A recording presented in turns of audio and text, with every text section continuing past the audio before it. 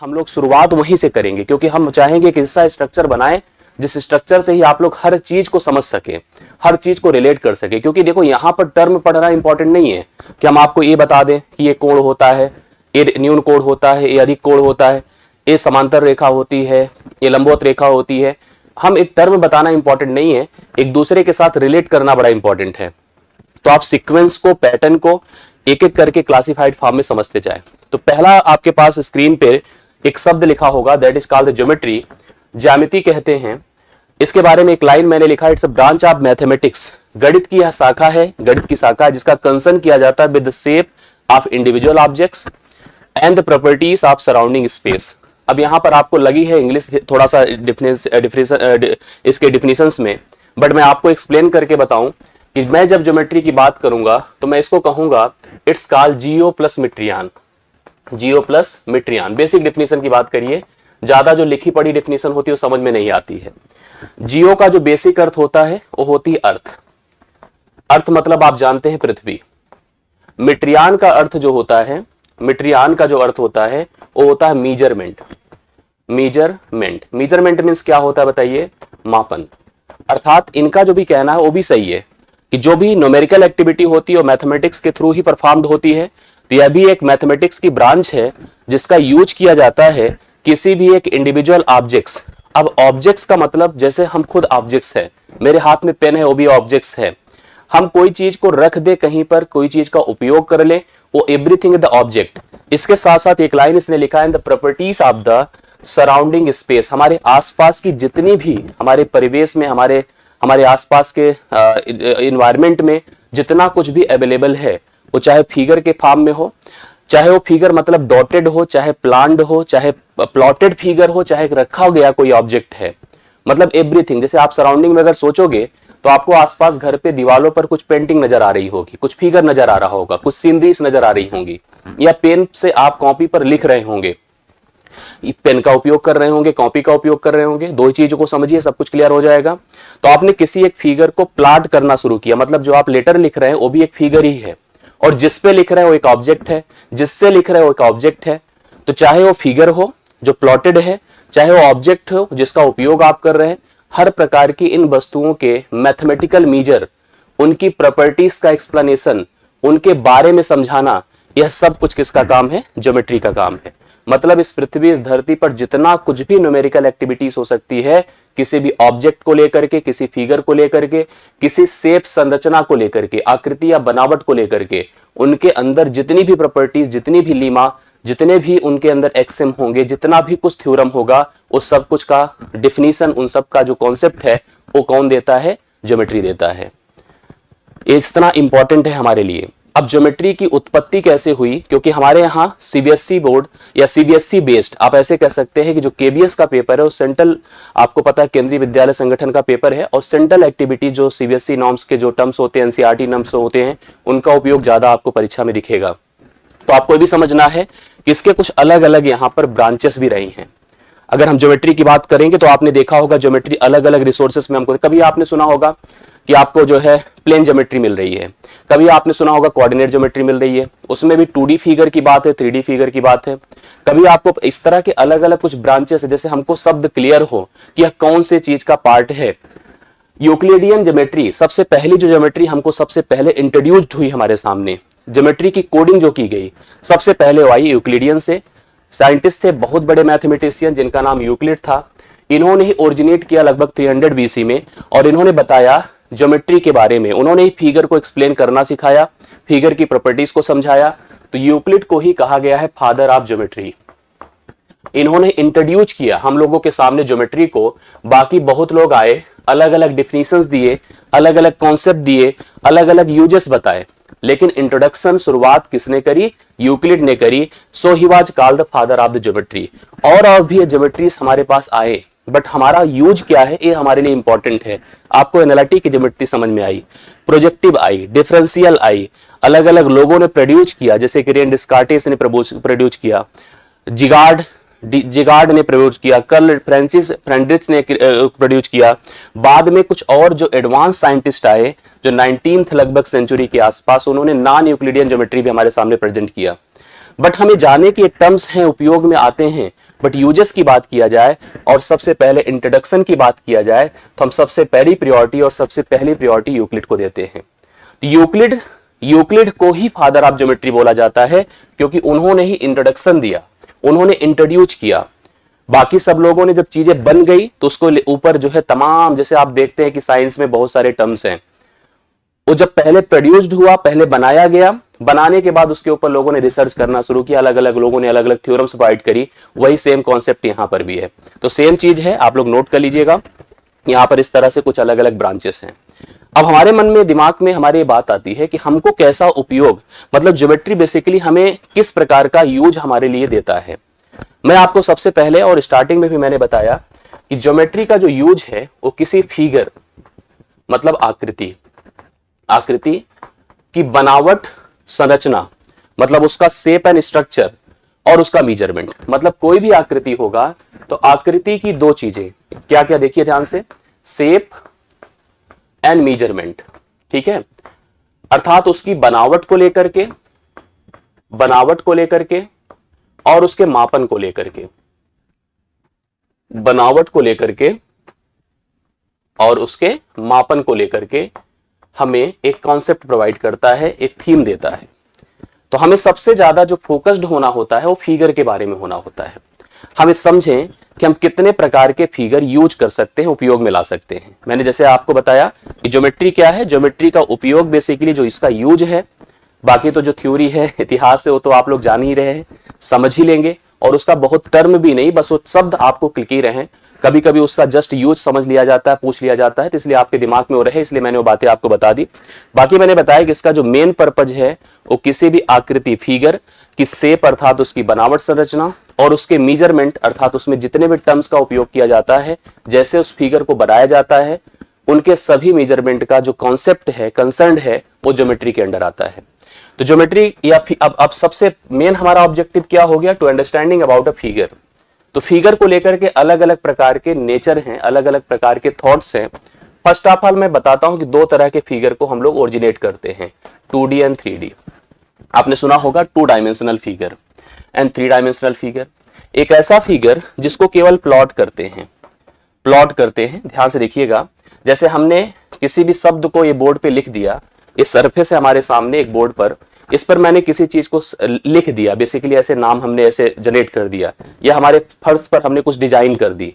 So this figure which have length and breadth but no any height, इसकी अपनी कोई thickness नहीं होती है, मोटाई या चौड़ाई, मोटाई कह सकते हैं, ऊंचाई नहीं होती है, तो इस फिगर को हम लोग 2D फिगर कहते हैं। अक्सर हम जनरली जो हमारा जो पैटर्न है, जो हमारा पाठ्यक्रम है, उसमें हम 2D फिगर पर ही कंसर्न रह जाते हैं। बट समझने के लिए अगर हम लोग देखें तो हम 3D फिगर, जिसको हम लोग प्लॉट नहीं करते बल्कि रखते हैं कहीं पर, इसको उठा के रखते हैं, इट्स एन ऑब्जेक्ट, यह एक कोई वस्तु होती है जिसको हम उठा के रख देते हैं कहीं पर। जैसे मैंने डिस्कस किया कि it's a pen, it's a paper, it's a copy. ये कमरा आपका जो है, हम खुद जो भी है, वी आर एन ऑब्जेक्ट, हम भी ऑब्जेक्ट है, हम भी कहीं रखे जाते हैं, हम भी कहीं सिचुएट होते हैं। हमारे अंदर, या हम जिन बातों की, जिन ऑब्जेक्ट्स को लेकर डिस्कशन कर रहे हैं, it have length, it have breadth, इसकी अपनी थिकनेस है अर्थात इसकी ऊंचाई है, तब ऐसे फिगर को 3D फिगर कहते हैं। अब इन फिगर के लिए हम दो नेचर और स्पेसिफाई करते हैं। एग्जाम्पल आप समझ सकते हैं 2D फिगर क्या है। जितने भी जनरेट फिगर होते हैं, जैसे आपके चाहे त्रिभुज हो, चतुर्भुज हो, वृत्त हो, समांतर चतुर्भुज हो, अलग अलग प्रकार के जो भी फिगर आप बनाते हैं, पतंग हो, समलम चतुर्भुज हो, सम चतुर्भुज हो, ये सब फिगर आपके क्या होते हैं, 2D फिगर होते हैं। हम जैसे रखने की बात करें, मैंने कहा अभी डिस्कशन हमने जनरल जो हमारे उपयोग में ऑब्जेक्ट्स होते हैं, the everyone is called the 3D figure, हम लोग जिसका उपयोग करते हैं that is called a 3D figure. इसके साथ साथ फिगर के दो नेचर भी होते हैं, चाहे जो फिगर आप लीजिए, चाहे 2D लीजिए, चाहे 3D लीजिए। एक फिगर को हम भैया ओपन कहते हैं और एक को क्लोज कहते हैं। ओपन को हम कहते हैं खुली आकृति, और एक को कहते हैं हम लोग बंद आकृति। ये सब बातें दिमाग में रखने की आवश्यकता है आपको। खुली आकृति और बंद आकृति। खुली आकृति मतलब एक ऐसा फिगर जिसका रीजन डिसाइडेड ना हो, मतलब एरिया इज नॉट स्पेसिफाइड, मतलब उसका जो रीजन है वो डिफाइंड नहीं है। जैसे आप ऐसे कोई बना दीजिए, अब अगर हमसे कोई कहे कि इसमें कलर फिल कर दो, जैसे अगर किसी ने कंप्यूटर पे काम किया होगा, एक फिगर बनाए होंगे, अगर आपने थोड़ा सा ऐसे ओपन कर दिया और यहाँ पे कोई कलर भरना है तो कलर बाहर चला जाता है। इसका एरिया निर्धारित नहीं कर सकते आप लोग, कोई बाउंडेड नहीं होती हैं, सारी जो सेगमेंट्स हैं, जो लाइंस हैं, वो एक दूसरे से जुड़ी नहीं होती हैं, तो उसको हम ओपन फिगर कहते हैं। जैसे हम कोई पॉइंट कर दें, हम किसी एक को एक से मिला दें, इन सब लाइन का उपयोग कर दें, so they are the open figure. But अगर हम लोगों ने एरिया डिसाइड कर दिया, if area is decided, area is specified, जैसे हम लोग क्षेत्रफल को स्पेसिफाई कर दे, मतलब हमने आकृति को प्रॉपरली बंद कर दिया, इस तरह से देखिए बंद कर दिया, ये देखिए क्लोज, सारे बाउंडेड, मतलब जो डायमेंशंस थी उसको बाउंड कर दिया, एरिया को मेंशन कर दिया। अब एरिया कैलकुलेट हो सकता है इस प्रकार की आकृति में, इसको हम लोग बंद आकृति कहते हैं। इस प्रत्येक बंद आकृति को हम पॉलीगन कहते हैं, ये भी नोट करने की जरूरत है आपको। पॉलीगन को हिंदी में हम बहुभुज कहते हैं। कभी कभी आपसे प्रश्न पूछ लिया जाएगा, the name of a close figure, एक आकृति है हमारे पास जो बंद आकृति है, उसका नाम और क्या हो सकता है, तो आप कहेंगे सर उसका नाम क्या होता है, बहुभुज होता है, उसे हम क्लोज फिगर भी कहते हैं। हम किसी भी बहुभुज को बनाने के लिए, अगर हम अभी केवल फिगर को नहीं समझे लेकिन फिर भी जान लें, स्टार्ट जो करते हैं हमारे पास मिनिमम 3 लाइंस रिक्वायर्ड होती हैं, 3 रेखाएं जरूरी होती हैं। तो इसलिए इसकी जो स्टार्टिंग होती है वो ट्रायंगल से होती है। कहां से होती है, ट्रायंगल, मतलब त्रिभुज से पहला पॉलीगन निर्मित होता है। जब हम त्रिभुज बनाते हैं तो फर्स्ट पॉलीगन अर्थात पहला क्लोज फिगर स्टार्ट होता है। आपसे कभी कोई पूछे कि अगर हम रेक्टिलिनियर लेंथ का उपयोग करके पहला पॉलीगन बनाएं तो which one the first polygon, so you can say easily it's a triangle sir. यह त्रिभुज होता है, इसके बाद चतुर्भुज है, पंचभुज है, खटभुज है, सप्तभुज है, अष्टभुज है। अंग्रेजी में अगर नाम दे तो ट्रायंगल है, क्वाड्रिलेटरल है, पेंटागन है, हेक्सागन है, हेप्टागन है, ऑक्टागन है, नोनागन है, डेकागन है, एन साइडेड फिगर है। मैंने इस पर चर्चा करी है और मैं इसको लेकर के एक सेशन और आपको रख करके स्पष्ट कर दूंगा, जो पॉलीगन एकदम अलग से एक्सप्लेन किया जाता है। मेरा यह कहना था, आपको समझ में आया होगा कि आकृति हमारे पास इस टाइप से डिफाइंड होती है। अब सबसे इंपॉर्टेंट इस आकृति को बनाना है कि अगर हमें कोई आकृति चाहे 2D है चाहे 3D है, अगर उसको हम जनरेट करना चाहते हैं, ड्रॉ करना चाहते हैं, अर्थात बनाना चाहते हैं, तो हम किसकी मदद से बना पाएंगे, उसको ध्यान से देखिएगा। हम किसकी आकृति का जो बनाने के लिए हमारे पास जो बेसिक रिक्वायरमेंट्स होती है वो क्या होती हैं। सबसे पहले तो सरफेस हो जिस पर बनाना है। भाई हमारे पास सरफेस ही नहीं तो हम बनाएंगे कहां से। हमारे पास फर्श है, हम इस पर कोई ड्राइंग कर सकते हैं, दीवालों पे कर सकते हैं, पेन से कॉपी पर कर सकते हैं। तो सरफेस है हमारे पास, इस पर हम आकृति बनाने जा रहे हैं। आकृति बनाने के लिए हमें 3 सबसे इंपॉर्टेंट हमारी रिक्वायरमेंट्स होती है। First is called a point, हमें सबसे पहले जरूरत होती है पॉइंट की, एक बिंदु की जरूरत होती है।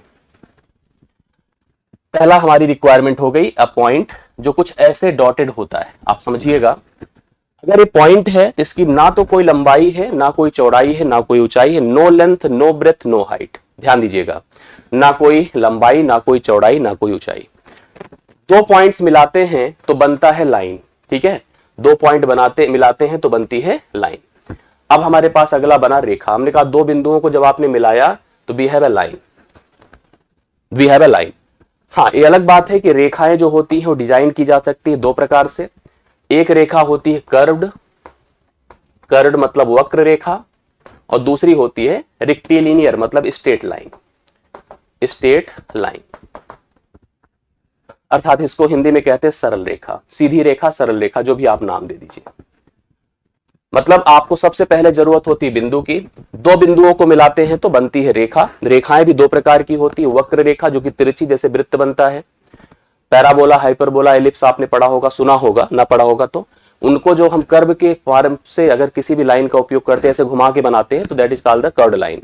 जब हम सीधी सरल रेखा का उपयोग करते हैं, जब सरफेस पर अपने सीधा सीधा ड्रॉ कर देते जो अनंत तक जाती है, वो आपकी स्ट्रेट लाइन या सीधी सरल रेखा कहलाती। 2 प्रकार की रेखाएं होती हैं, बट बनाने के लिए हमें 2 बिंदुओं का उपयोग करना पड़ेगा। तीसरी बात यहां पर जरूरत होती है एंगल की, ठीक है, जिसको आप कहते हैं कोण। अब हमारे कहने का अर्थ है कि यहां पर जैसे सबसे पहले बिंदु था, एक बिंदु था, पॉइंट था, ये स्पॉट है, धब्बा है, ऐसे कहीं सरफेस पर रख दीजिए ऐसे पेन, तो यह पॉइंट है। 2 पॉइंट्स को मिलाया तो रेखा है। 2 रेखाओं के बीच का जो झुकाव होता है, इंक्लिनेशन, उसको हम एंगल कहते हैं। क्या कहते हैं? कोण कहते हैं। 2 रेखाओं के बीच के झुकाव को कोण कहते हैं, जो उनके बीच का इंक्लिनेशन होता है। Consider this one a line plotted by 2 points. एक पॉइंट ये था, एक पॉइंट ये था, आपने दोनों के बीच ऐसे मिला दिया, we have a line.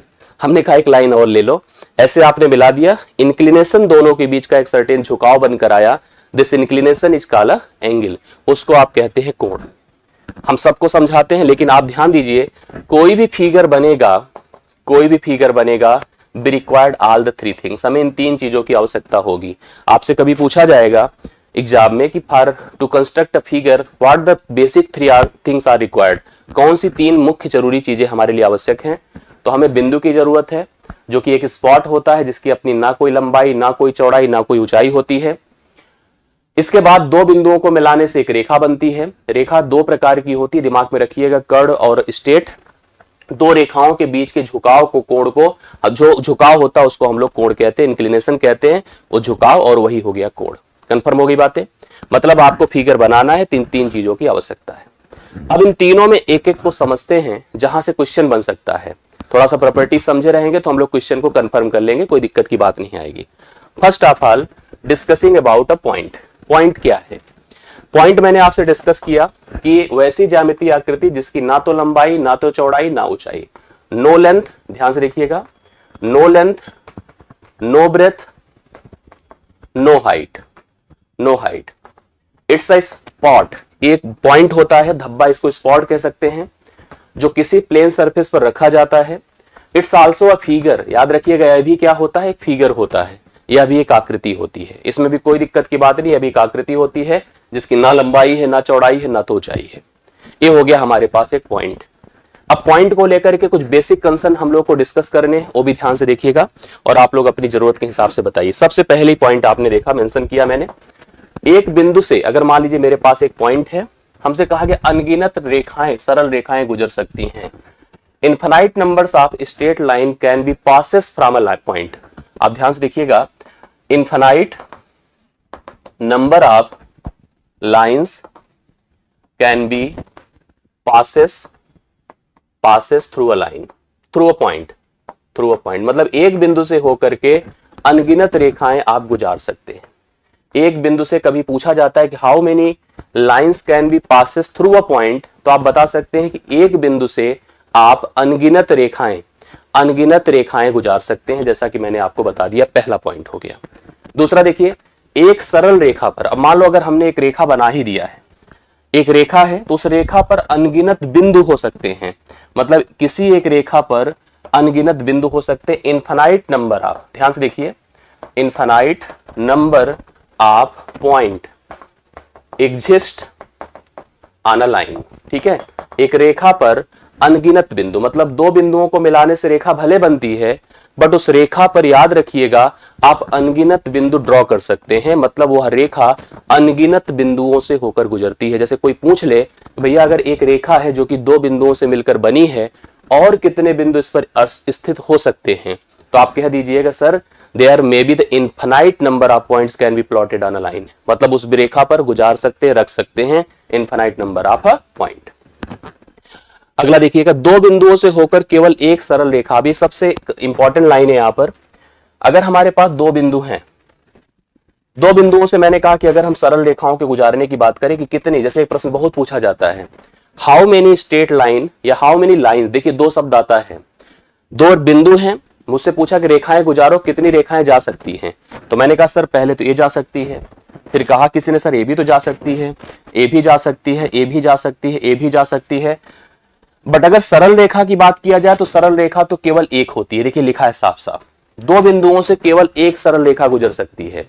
But अगर रेखाओं, सरल रेखा मतलब स्ट्रेट लाइन, बट अगर रेखाओं की बात किया जाए तो रेखाएं तो अनगिनत गुजर सकती है। लेकिन याद रखिएगा, अगर आपसे पूछेगा एग्जाम में कि दो बिंदुओं से होकर कितनी सरल रेखाएं गुजर सकती हैं, तो आप क्या बताओगे? Sir only one straight line between two points. मतलब अगर दो बिंदु दिए गए हैं तो दो बिंदुओं से होकर के केवल और केवल एक सरल रेखा गुजार सकते हैं। हाँ, रेखाएं अनंत हो सकती हैं, रेखाएं तो आप मन मर्जी जितनी इच्छा उतनी बना सकते हैं, बट अगर सरल रेखा की बात करोगे तो सरल रेखा केवल एक गुजर सकती है। इतनी बातें कंफर्म हो गई। अगला देखिएगा, दो बिंदुओं से, अब देखो वही चीज को यहां पर एक्सप्लेन कर दिया है कि अगर दो बिंदु थे, रेखाओं की बात करें तो रेखाएं तो अनंत हो सकती हैं। रेखाएं तो क्या होती हैं, अनंत होती हैं, बट सरल रेखा एक होती है। तो इसलिए ध्यान दीजिएगा, अगर लाइन की केवल बात करेगा, लाइन में स्पेसिफाइड नहीं है कि वक्र रेखा है कि स्ट्रेट लाइन है, तो आप कहोगे सर लाइन तो इनफाइनाइट हो सकती है, बट अगर सरल रेखा की बात होगी, ए फैक्ट इस डिफरेंस को एकदम क्लियर करिएगा माइंड में, अगर रेखा की बात होगी तो इनफाइनाइट होगा, और सरल रेखा की बात होगी तो क्या होगा बताइए, केवल और केवल एक रेखा होगी।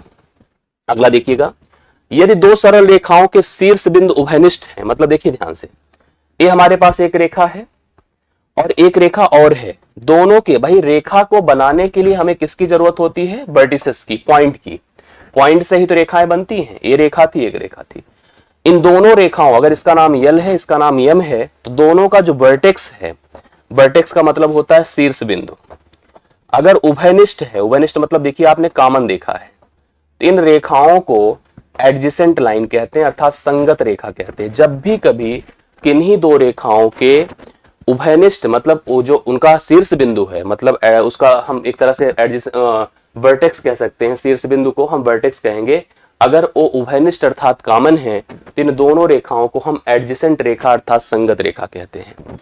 एक बिंदु अगर दो रेखाओं को बनाने के लिए कॉमन है, तो रेखाएं वो दोनों आपकी क्या हो जाती हैं, एडजेसेंट लाइन अर्थात संगत रेखा हो जाती हैं। ये आपको समझ में आया होगा, कंफर्म होता जाए तो मुझे कंफर्म करते जाइएगा, क्लियर हो रहा होगा तो जरूर मुझे बताते चलिएगा, जिससे हम उसी हिसाब से आगे बढ़ते जाए। अगला पॉइंट देखिएगा, एक है कोलिनियर पॉइंट्स। कोलिनियर पॉइंट्स को ध्यान से देखिए, कई सारे बिंदु अगर एक ही सरल रेखा पर स्थित हों, जैसे देखिए एक रेखा बनी है, उस पर कई सारे बिंदु आपके स्थित हैं, तो इन सारे बिंदुओं को हम लोग यहां पर कोलिनियर पॉइंट्स कहते हैं। कोलिनियर पॉइंट्स कहते हैं अर्थात संरेख बिंदु कहते हैं। हालांकि संरेख बिंदु के पहचान का प्रश्न बनता है टीजीटी में, लेकिन उसके लिए कोऑर्डिनेट ज्योमेट्री पढ़नी होती है। तो यहां पर याद रखिएगा, अगर एक ही रेखा पर कई सारे बिंदु बनेंगे तो उन सभी बिंदुओं को हम संरेख अर्थात कोलिनियर पॉइंट्स कहते हैं, अर्थात संरेखीय बिंदु कहते हैं। अब उल्टा इसका हो जाएगा, अगर वो एक रेखा पर स्थित नहीं है, ऐसे ऐसे हैं, तो सब के सब नॉन कोलिनियर पॉइंट्स है, अर्थात असंरेख बिंदु हैं, मतलब अलग अलग जगहों पर स्थित हैं, उनको बनाने पर सीधी सरल रेखा नहीं बनती है। ये देखिए ऐसे बन रही है, दो रेखाएं बन जा रही, तो they are the non collinear points, अर्थात तो असंरेखी बिंदु हैं, they are the non collinear points. आगे बढ़ता हूं, रेखाखंड। अब देखो एक प्रॉब्लम जैसे सबको लेकर के आती है कि what about the line segment, what about the line segment, क्या होता है लाइन सेगमेंट। ध्यान से देखिएगा, जैसे हमारे पास मान लीजिए मैंने कहा कि दो बिंदुओं से हमने एक रेखा बनाई है, आपको यहीं से समझ में आ जाएगा। हमने इस पर कोई एक पॉइंट x ले लिया, कोई पॉइंट y ले लिया, this is the part of a main line. अभी जो x y है, इट्स आल्सो अ लाइन, यह एक रेखा है जो कि दो बिंदुओं से बनी किसी रेखा का एक पार्ट है, सो it's called a line segment. इसको आप एक रेखा खंड कह सकते हैं। भाई दो बिंदु थे जो एक्सट्रीम पर अवेलेबल थे, उनके हिसाब से, हाँ उनके हिसाब से अगर हमने नोटिस किया कि वहां पर उनके बीच स्थित किन्हीं दो बिंदुओं को मिला करके आपने एक रेखा का निर्माण किया, सो it's called a line segment. इसको आप लोग क्या कह सकते हैं, लाइन सेगमेंट कह सकते हैं। ठीक है, this the part of the main line, origin line, बिल्कुल सही बात है, आप कह सकते हो संगत, एडजेसेंट, वही चीज आप उसको एक्सप्लेन कर सकते हो। ठीक है, तो आप यहां पर ध्यान से देखिएगा, दो बिंदु थे, दोनों बिंदुओं को एक्सट्रीम पॉइंट पर हमारे पास मिलाने से एक रेखा बनी थी। The part of a line is called a line segment. हमने यहां पर उनसे दो बिंदु, और हमने आपको बताया था कि अनगिनत बिंदु होते हैं, किन्हीं दो बिंदु को मिलाकर एक लाइन बना लीजिए, सो it's called a line segment. इसको हम लोग रेखाखंड कहेंगे। एक होता है जस्ट अ पॉइंट की रे, रेखाखंड के किसी एक बिंदु से रेखाखंड की एक ही दिशा में बढ़ाया जाए। अब जैसे कभी कभी होता है कि एक लाइन जो डायरेक्टेड होती है, एक लाइन जो डायरेक्टेड होती, देखिए इसमें पढ़िए आप लोग, रेखाखंड के किसी एक बिंदु से रेखाखंड को एक ही दिशा में अगर बढ़ाया जाए तो प्राप्त वक्र को किरण कहते हैं। जो हमारे पास रेखा बनती है that is called a rays, उसको हम किरण कहते हैं। किरण एक शब्द आपके सामने बनकर आता है, कुछ इस प्रकार से इसको डिनोट कर देते हैं। एक रो, इसको हम कह सकते हैं कि एक हम डायरेक्शन प्रोवाइड कर देते हैं, so it's called a rays, उसको हम लोग किरण कह सकते हैं। यस यस, पूरे को भी कह सकते हैं जब वह कहीं किसी का भाग होगा, आप कह सकते हैं, बिल्कुल कह सकते हैं, क्योंकि वो भी कहीं ना कहीं स्पेस का, भाई क्योंकि अगर हमने एंड स्ट्रीम नहीं क्लियर करी, so it's also called a line segment. इसलिए कंफ्यूजन लोग के मन में होता है कि वह रेखाखंड है तो रेखा मेन क्या है, इस तरह का कंफ्यूजन होता है, उसको आप अपने हिसाब से दिखा सकते हैं। यस यस, ठीक है, आप समझ रहे मेरी बातों को। आगे बढ़ता हूं मैं। अब देखो अगला शब्द हमारे सामने आता है रेखा। मैंने अभी जिसके बारे में कहा था भाई, आप दो तीन चीजों को सबसे इंपॉर्टेंट नोट किए हैं जिनकी मदद से फिगर बनाते हैं। पहले मैंने पॉइंट के बारे में बात करी, अब हम पॉइंट को मिलाकर दो बिंदुओं को मिलाने से मैंने जैसे आपसे कहा कि हमें क्या मिलेगा, एक रेखा का निर्माण होगा। दो बिंदुओं को देखिए, रेखाखंड दोनों ओर के बिंदुओं को बढ़ाने से प्राप्त आकृति को रेखा कहते हैं। इसे हम कुछ इस प्रकार से डिनोट करते हैं। देखिए, डिनोट का तरीका होता है। तो हम अपनी डिफिनेशन में तो यही कहेंगे कि दो बिंदुओं को मिलाने से एक रेखा का निर्माण होता है। रेखाएं जैसे मैंने एक्सप्लेन किया था उसी समय अभी भी बता रहे हैं, एक स्ट्रेट लाइन है, स्ट्रेट लाइन, और एक आपकी कर्ड लाइन है। हिंदी में कहेंगे सीधी सरल रेखा, इसको हम लोग कहते हैं, और इसको आप लोग कहते हैं वक्र रेखा। जैसे आपने चर्चा किया कि जब कभी हम लोग एक सर्कल बनाते हैं इस टाइप से फिगर का उपयोग करके, हम कभी पैराबोला, हाइपरबोला, इस टाइप की फिगर का निर्माण करते हैं, तो वक्र रेखा होती जो सीधी सरल रेखा नहीं होती है। जबकि अगर हम लोग यहाँ पर बात करते हैं स्ट्रेट लाइन की, तो दो बिंदुओं को मिलाने से जो सीधी सरल रेखा बनती है, जो अनगिनत तक मूव कर सकती है, इनफाइनाइट पॉइंट्स तक बढ़ाई जा सकती है, तो उसको हम लोग स्ट्रेट लाइन अर्थात हम सीधी सरल रेखा उसका नाम दे सकते हैं। सो यह स्ट्रेट लाइन है, दैट इज कॉल्ड इसको एक्सप्लेन हिंदी में ऐसे हम लोग सीधी सरल रेखा से करते हैं, दो बिंदुओं को मिलाने से जनरेट होती है। अब देखिए, रेखाखंड के बारे में मैंने आपको बताया। अब लाइन सेगमेंट्स अर्थात रेखाओं से लेकर के कुछ जनरेट करने वाली बातें मैं आपको बता दूं, या इनको लेकर के कुछ इंपॉर्टेंट जो जनरेट बिंदु होते हैं उनको समझिएगा। अब जैसे यहां पर ऐसे समझने की कोशिश करिएगा इसको, जैसे इन्होंने बताया कि what about the intersecting line. देखिए, रेखाओं के भी अलग अलग यहाँ पर नेचर में जनरेट, मतलब उनके थ्रू कई सारे नेचर्स होते हैं, कई उनके अलग अलग प्रकार की प्रकृतियां होती हैं। सबसे पहले जैसे हम ये बात करें कि अगर एक बिंदु से कई सारी रेखाएं पास होती हैं, एक बिंदु से कई सारी रेखाएं पास होती हैं, तो उन सभी रेखाओं को हम लोग क्या कहते हैं, इंटरसेक्टिंग लाइन कहते हैं। इंटरसेक्टिंग लाइन अर्थात हम उनको प्रतिच्छेदी रेखा कहते हैं।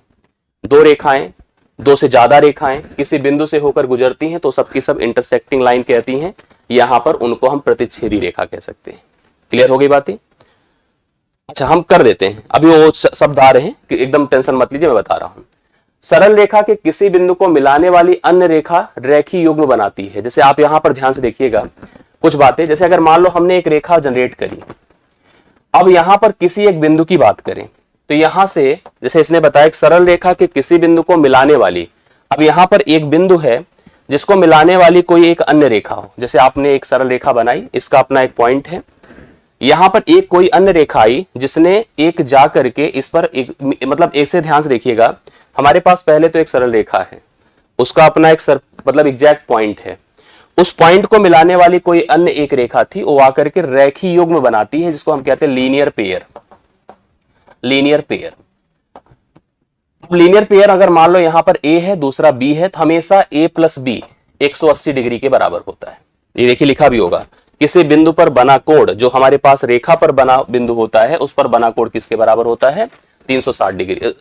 ये बिंदु का दिया है यहां पर, बिंदु मतलब उसके लिए अगर हम लोग यहां पर इसकी बात करें पॉइंट की, तो पॉइंट पर बना कोण हमेशा 360 होता है। जबकि अगर रेखीय युग्म की बात करें तो रेखीय युग्म पर दोनों कोणों का जोड़ हमेशा 180 अंश होता है। ठीक है, बिंदु हमेशा 360 जो कि कंप्लीट एंगल को जनरेट करता है। जबकि अगर हम लोग रेखा की बात करें तो रेखा पर कहीं एक बिंदु है तो दोनों मिलकर के एक लीनियर पेयर बनाते हैं, और लीनियर पेयर का जोड़ हमेशा 180 अंश के बराबर होता है। चाहे जैसे उनको डॉट किया जाए, बनाया जाए, हमेशा 180 अंश बनाते हैं। अब आगे देखिएगा, दो रेखाएं जब एक दूसरे को प्रतिच्छेद करती हैं, जैसे दो रेखाएं एक दूसरे को प्रतिच्छेद करती हैं, तो दोनों वर्टिकली अपोजिट एंगल बनाते हैं। वर्टिकली अपोजिट, इसको हिंदी में हम लोग शीर्षाभिमुख कोण कहते हैं। शीर्षाभिमुख कोण कहते हैं। अब शीर्षाभिमुख कोण मतलब जैसे अगर मान लो यहां पर यह अल्फा है तो यह भी अल्फा ही होगा, यह अगर बीटा है तो यह भी बीटा होगा, मतलब शीर्षाभिमुख कोण हमेशा आपके बराबर होते हैं। दो रेखाएं जब भी एक दूसरे को प्रतिच्छेद करेंगी तो शीर्षाभिमुख कोण बनेगा, और शीर्षाभिमुख कोण सदैव बराबर होते हैं। जैसे आपने नोटिस किया, यह कोण इसके शीर्षाभिमुख होगा, यह कोण इसके शीर्षाभिमुख होगा। उनको अंग्रेजी में वर्टिकली अपोजिट, हिंदी में शीर्षाभिमुख कहते हैं, हमेशा बराबर होते हैं। अगला देखिएगा, दो रेखाएं ऐसी जिनके किन्हीं भी दो बिंदुओं के बीच की दूरी यदि सदैव समान है तो उन रेखाओं को हम लोग पैरेलल लाइन कहते हैं। उन रेखाओं को, जैसे मान लो एक रेखा आपके पास AB है, दूसरी रेखा आपकी CD है, इन रेखाओं की किसी एक बिंदु से दूसरे बिंदु की दूरी अगर बराबर है तो 100% मान के चलिएगा ये रेखाएं आपकी पैरेलल होगी। और डिनोट कैसे किया जाएगा? AB समांतर CD। अच्छा, एक डाउट यहां पर होता है, हम जैसे कभी भी समांतर रेखा को जब डिफाइन कहते हैं तो कहते हैं दो रेखाएं किसी भी दिशा में अगर मूव कर रही हैं तो उनके बीच की दूरी सदैव बराबर रहे, तो एक हो गया डिफिनीशन इसकी। दूसरा कहा जाता है दो रेखाएं जब एक दूसरे को कभी ना मिले, अनंत पर जाकर मिले, तो उनको हम लोग कहते हैं समांतर रेखा। मतलब दोनों समांतर को डिफाइन कर रहे हैं। जैसे मान लो इस रेखा को, हमने इसको एक रेखा बोला, ये ऐसे मूव कर रही है, एक अन्य रेखा भी इधर ही मूव कर रही है, जीवन में कभी एक दूसरे को इंटरसेक्ट ना करे, एक दूसरे को मिले ना, तो इनको हम समांतर रेखा कहते हैं। डिफिनीशन में कंफ्यूजन होता है, किसी किसी किताब में आपको दिखेगा दो रेखाएं जब एक दूसरे को अनंत पर जाकर मिलती हैं तो उन्हें हम समांतर रेखा कहते हैं। दूसरा डेफिनेशन कहता है दो रेखाएं जब कभी भी एक दूसरे को ना मिले तो समांतर रेखा कहते हैं। तीसरी डेफिनेशन कहती है कि जब दो रेखाओं के किन्हीं बिंदुओं के बीच की दूरी सदैव समान रहे, उनके बिंदुओं के बीच की दूरी सदैव समान रहे, तो उसको समांतर रेखा कहते हैं। मन में डाउट आता है कि सर अगर मान लो ए बिंदु था और ए भी तो एक बिंदु है, आप इससे इसको मिलाएंगे तो डिफरेंट होगा, तो दो बिंदुओं के बीच की दूरी कैसे डिफाइन होती है? दो बिंदुओं के बीच की दूरी वह रेखा होती है जो एक दूसरे के साथ समकोण बनाए। क्या बनाए भैया? समकोण बनाए। जैसे अगर मान लो ये पंखा है यहां पर ऊपर, हम कह दे पंखे से फर्श की दूरी क्या होगी? मान लो मैं यहां खड़ा हूं, आप वहां हैं, आप वहां हैं, तो प्रत्येक लोगों से पंखे की दूरी अलग अलग है। बट अगर कोई के पंखे से फर्श की दूरी वह रेखा होगी जो रेखा फर्श पर पंखे से समकोण बनाती हो। तो अगर दो रेखाओं के बीच की दूरी की बात किया जाएगा तो हम उन बिंदुओं को लेंगे जो बिंदु एक दूसरे के साथ क्या बना रहे होंगे? समकोण। तो समकोण बनाने वाली रेखा ही दूरी कहलाती है। तो समांतर रेखाओं को लेकर के मन में भ्रम मत रखिएगा, क्योंकि सबसे इंपॉर्टेंट लाइन यही है। समांतर रेखा को समझना जानना हमारे लिए सबसे महत्वपूर्ण होगा। मैं इसको अभी समझाऊंगा। यस, अगली डेफिनेशन देखिएगा। अब देखिए, जैसे पैरेलल लाइंस को यहां पर जो मैंने डिफाइन किया कुछ ऐसे बना सकते हैं। एक रेखा मान लो AB है, दूसरी रेखा मान लीजिए यहां पर CD है, यह रेखा इसके समांतर है। लिखने का तरीका यह है, मैंने अभी लिखकर बताया, AB समांतर है CD के। दूसरा तरीका यह है कि इनके प्रत्येक बिंदुओं के बीच की दूरी क्या रहे? बराबर रहे। जैसे यहां से यहां की दूरी, यहां से यहां की दूरी, यहां से, मतलब इनके बीच की दूरी कभी कम ज्यादा ना हो पाए। जैसे ही किसी रेखा के दो बिंदुओं के बीच की दूरी कम ज्यादा होने लगती है तो जीवन में कभी ना कभी एक दूसरे से जाके प्रतिच्छेद करी जाती हैं, तो समांतर नहीं हो सकती हैं। मान लीजिए कोई ऐसे मूव कर रही है, कोई ऐसे मूव कर रही है, तो आपको लगा मिलेगा नहीं, बिल्कुल मिलेगी। ये ऐसे बढ़ते बढ़ते बढ़ते इधर जाएगी, ये भी बढ़ते बढ़ते इधर आएगी, एक जगह पे इंटरसेक्शन उनका संभव हो ही जाएगा। इसलिए दूरी समान रहती है तो उसी को समांतर कहते हैं। और समांतर रेखा को हमको बड़ी ही सीरियसली पढ़ना है, बहुत इंपॉर्टेंट है। प्रतिच्छेदी मैंने बता दिया, इंटरसेक्टिंग लाइंस है। वर्टिकली अपोजिट भी इसी में समझ लीजिए, ये भी आप लोग जान ही रहे हैं। लंब रेखा, दो रेखाएं जब एक दूसरे के साथ समकोण बनाती हैं, मतलब एकदम वर्टिकल ऐसे लाइंड होती हैं कि उनके बीच 90 डिग्री का कोण बनता है, तो ऐसी रेखाओं को एक दूसरे के साथ हम परपेंडिकुलर लाइन अर्थात लंबवत रेखा कह सकते हैं। इस समय इसको डिनोट कैसे किया जाता है?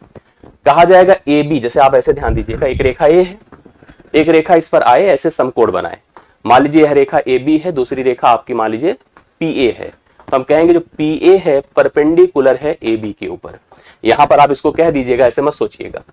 C से मान लीजिए O पर आकर मीट कर रही है, तो हम कहेंगे जो CO हमारा है वो परपेंडिकुलर, परपेंडिकुलर का सिंबल होता है उल्टा T, उल्टा T कहीं लिखा हुआ है तो उसी को मान लीजिएगा परपेंडिकुलर है।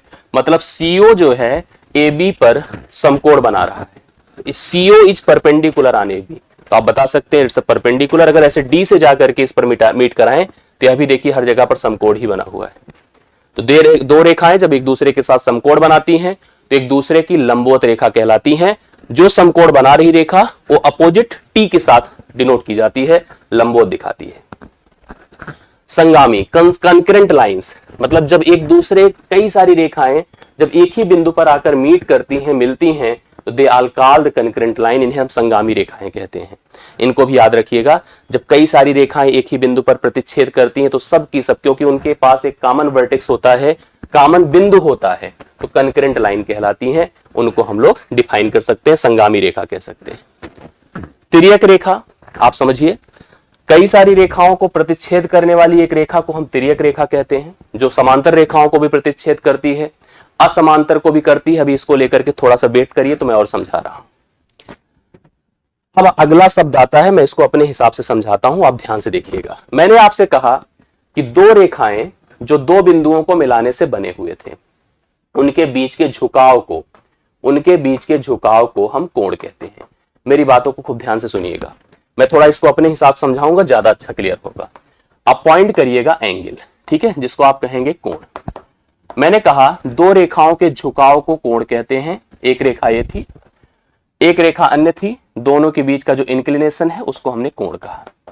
सबसे पहला शब्द यहां पर बनकर आएगा, तो कोण को डिनोट किससे करते हैं? तो डिनोट किससे किया जाता है? देखिए, थीटा से, बीटा से, अल्फा से, गामा से, नीटा से, सीटा से, ए से, बी से, दुनिया से, दारी से। बहुत सारे ऐसे टर्म होते हैं, नंबर होते हैं, अल्फाबेट्स होते हैं, जिनकी मदद से हम किसी कोण को डिनोट करते हैं। अगला शब्द आता है काउंट। कैसे करते हैं भैया? काउंट करते हैं इसको डिग्री में। किसमें? डिग्री में। और किसमें? रेडियन में। और किसमें? ग्रेड में। काउंट कैसे किया जाता है? जैसे हम लेंथ है तो लेंथ हमारे पास, अब डिनोट कैसे करते हैं, काउंट कैसे करते हैं, वैसे ये भी आया कि कोण है तो डिनोट इन सब से करते हैं। काउंट करते हैं डिग्री में, रेडियन में, ग्रेड में। हमारे यहाँ ग्रेड हमारे सिलेबस का, पाठ्यक्रम का हिस्सा नहीं। अगर त्रिकोणमिति होता तो जरूर हम ग्रेड के बारे में चर्चा करते, बट आपके दिमाग में होना चाहिए ग्रेड से भी काउंट किया जाता है। हम ज्यादातर अवेयर होते हैं डिग्री और रेडियन के बारे में। जब यहाँ पर कोण डिग्री में काउंट किया जाएगा तो पहली चीज दिमाग में रखिए, कोण बनता कैसे। ध्यान से देखिएगा, अभी आपको कंफर्म सारी बातें मुझे करनी है। हमने देखा कि यहां पर जैसे कोण को बनाया गया तो कोण को काउंटिंग का पर्पज डिक्लेयर किया गया। मान लीजिए कोण बना कैसे था? एक रेखा थी, मान लो AB, एक अन्य रेखा थी जो कि इसी पर मान लीजिए ऐसे मूव करी थी, यहां से आकर के देखिए ऐसे मूव करी हुई थी, इसको मान लीजिए AC है। अब ये रेखा अभी इस पर ऐसे पड़ी हुई है, ऐसे पड़ी हुई है। धीरे धीरे ब्लू कलर वाली रेखा ऐसे उठना शुरू करेगी, अर्थात इस रेखा के साथ ऐसे झुकाव बनाती जाएगी। झुकाव बका के धीरे धीरे ऐसे हो जाएगी, फिर ऐसे होना शुरू होगी, फिर ऐसे हो जाएगी, फिर ऐसे होना शुरू होगी, फिर ऐसे हो जाएगी, फिर ऐसे होना शुरू होगी। तो इस प्रकार से फिर आकर इसी पर मीट कर जाएगी। तो कोण में जब काउंटिंग होती है डिग्री में, तो कुछ कोण हमारा, जैसे अभी शुरुआत कहां से होता है? 0 डिग्री से। अब 0 से अगर 1 तक पहुंचना है, आपने जैसे देखा होगा 9th 10th में पढ़ा होगा आप लोगों ने, कोण का जो है सिस्टम, 1 डिग्री से दूसरे डिग्री तक पहुंचने के लिए कुछ मिनट होते हैं, और उस मिनट का स्ट्रक्चर लास्ट में किताब में पीछे रहता होगा। 6 मिनट का गैप होता है, 6, 12, 18, 24 इस प्रकार से बनाया जाता है। तो डिग्री में अगर कोण काउंट करना है तो हम ऐसे डिनोट करते हैं, x degree, y minute, z second. Denote ऐसे किया जाता है। इसमें भी याद रखिएगा 1 डिग्री बराबर 60 मिनट होता है, 1 मिनट बराबर 60 सेकंड होता है। हम कोण को डिग्री, मिनट और सेकंड में डिनोट कर सकते हैं। आप इसको ध्यान में रखिएगा, ये आपको बहुत कैलकुलेशन में नहीं, लेकिन इसको पता होना आपको लिए आवश्यक है। दूसरे प्रकार की बात हमें बताएं, ये तो चलिए, क्योंकि जैसे होता नहीं, कुछ मीटर, कुछ सेंटीमीटर, कुछ मिलीमीटर, आप लेंथ मेजर करते तो ऐसे ही तो होता है, कुछ मीटर, कुछ सेंटीमीटर, कुछ मिलीमीटर, ऐसे ही काउंट किया जाता है। ऐसे ही कुछ डिग्री, कुछ मिनट, कुछ सेकंड, जब हम डिग्री में कैलकुलेशन करते हैं। जरूरत पड़ती है हमें डिग्री को रेडियन में कन्वर्ट करने की। सबसे इंपॉर्टेंट यहां से प्रश्न बन जाता है, डिग्री को रेडियन में कन्वर्ट करने की आवश्यकता पड़ जाती है। तो याद रखिएगा 180 डिग्री बराबर 1 पाई होता है। एक पाई के थ्रू रेडियन मेजर किया जाता है, एक रेडियन पाई के थ्रू मेजर किया जाता है, डिनोट किया जाता है। 180 डिग्री बराबर 1 पाई होता है, तो 1 डिग्री बराबर पाई बटा 180 होगा। यहां से कंफर्म हो गया। आप नोट कर सकते हैं चाहे तो, क्या नोट कर सकते हैं कि डिग्री को, ध्यान से देखिएगा, डिग्री अगर है, मैं इसको लिख दे रहा हूं, आप इसको समझ लीजिएगा, बड़ा इंपॉर्टेंट है। मैं अगले बल्कि पन्ने पे लिख देता हूं। मैं यहां पर चाहता हूं कि आप समझें इस बात को कि हम डिग्री और रेडियन में परस्पर कंपेयर कर रहे हैं। मैंने लिखकर बताया कि 180 डिग्री जो होता है 1 पाई के बराबर होता है, तो 1 डिग्री जो होगा वो 1 पाई बटा 180 होगा। तो अगर कोण आपका डिग्री में दिया है, डिग्री में दिया, आप उसको रेडियन में कन्वर्ट करना चाहते हैं, तो आपको क्या करना पड़ेगा? पहला टर्म बनकर आया, डिग्री में है उसको रेडियन में कन्वर्ट करना है, पाई बटा 180 से गुणा करना होगा। से गुणा करना होगा। उसी प्रकार से अगर रेडियन में है, डिग्री में लगाना है, तो 180 बटा पाई से गुणा करना होगा। अब आप समझो कैसे होता है। जैसे मान लीजिए मुझे एक कोण दिया 45 डिग्री, मुझसे कोई कहे रेडियन में लिखो, मैं कहूंगा 45 गुणे पाई बटा 180, 4 बार जाएगा, so it's pi by 4 radian. बात समझ रहे हैं? और बताइए, मैंने कहा 60 डिग्री, आप बताइए क्या होगा। तो आप लिखोगे 60 गुणे पाई बटा 180, 60 से डिवाइड कर दो, पाई बाई 3 रेडियन हो जाएगा। लिखते जाइए, इस चीज को कंफर्म करते जाइए, जिससे किसी को मन में डाउट ना रहे। डिग्री से रेडियन में जाना है, तो डिग्री से रेडियन में, क्योंकि 1 डिग्री पाई बटा 180 होता है, तो आप डिग्री से रेडियन बनाओगे तो पाई बटा 180 से गुणा करोगे, जो वैल्यू आ जाएगी वो रेडियन हो गई। अब उल्टा, पहले का और देख लीजिए। मैंने कहा 100 डिग्री है, 100 डिग्री है, आप इसको रेडियन में कन्वर्ट करो, क्या हो जाएगा? 100 गुणे पाई बटा 180, शून्य खत्म, 2 पंचे 10, 2 9 18, 5 बटा 9 पाई, 5 बटा 9 पाई ना।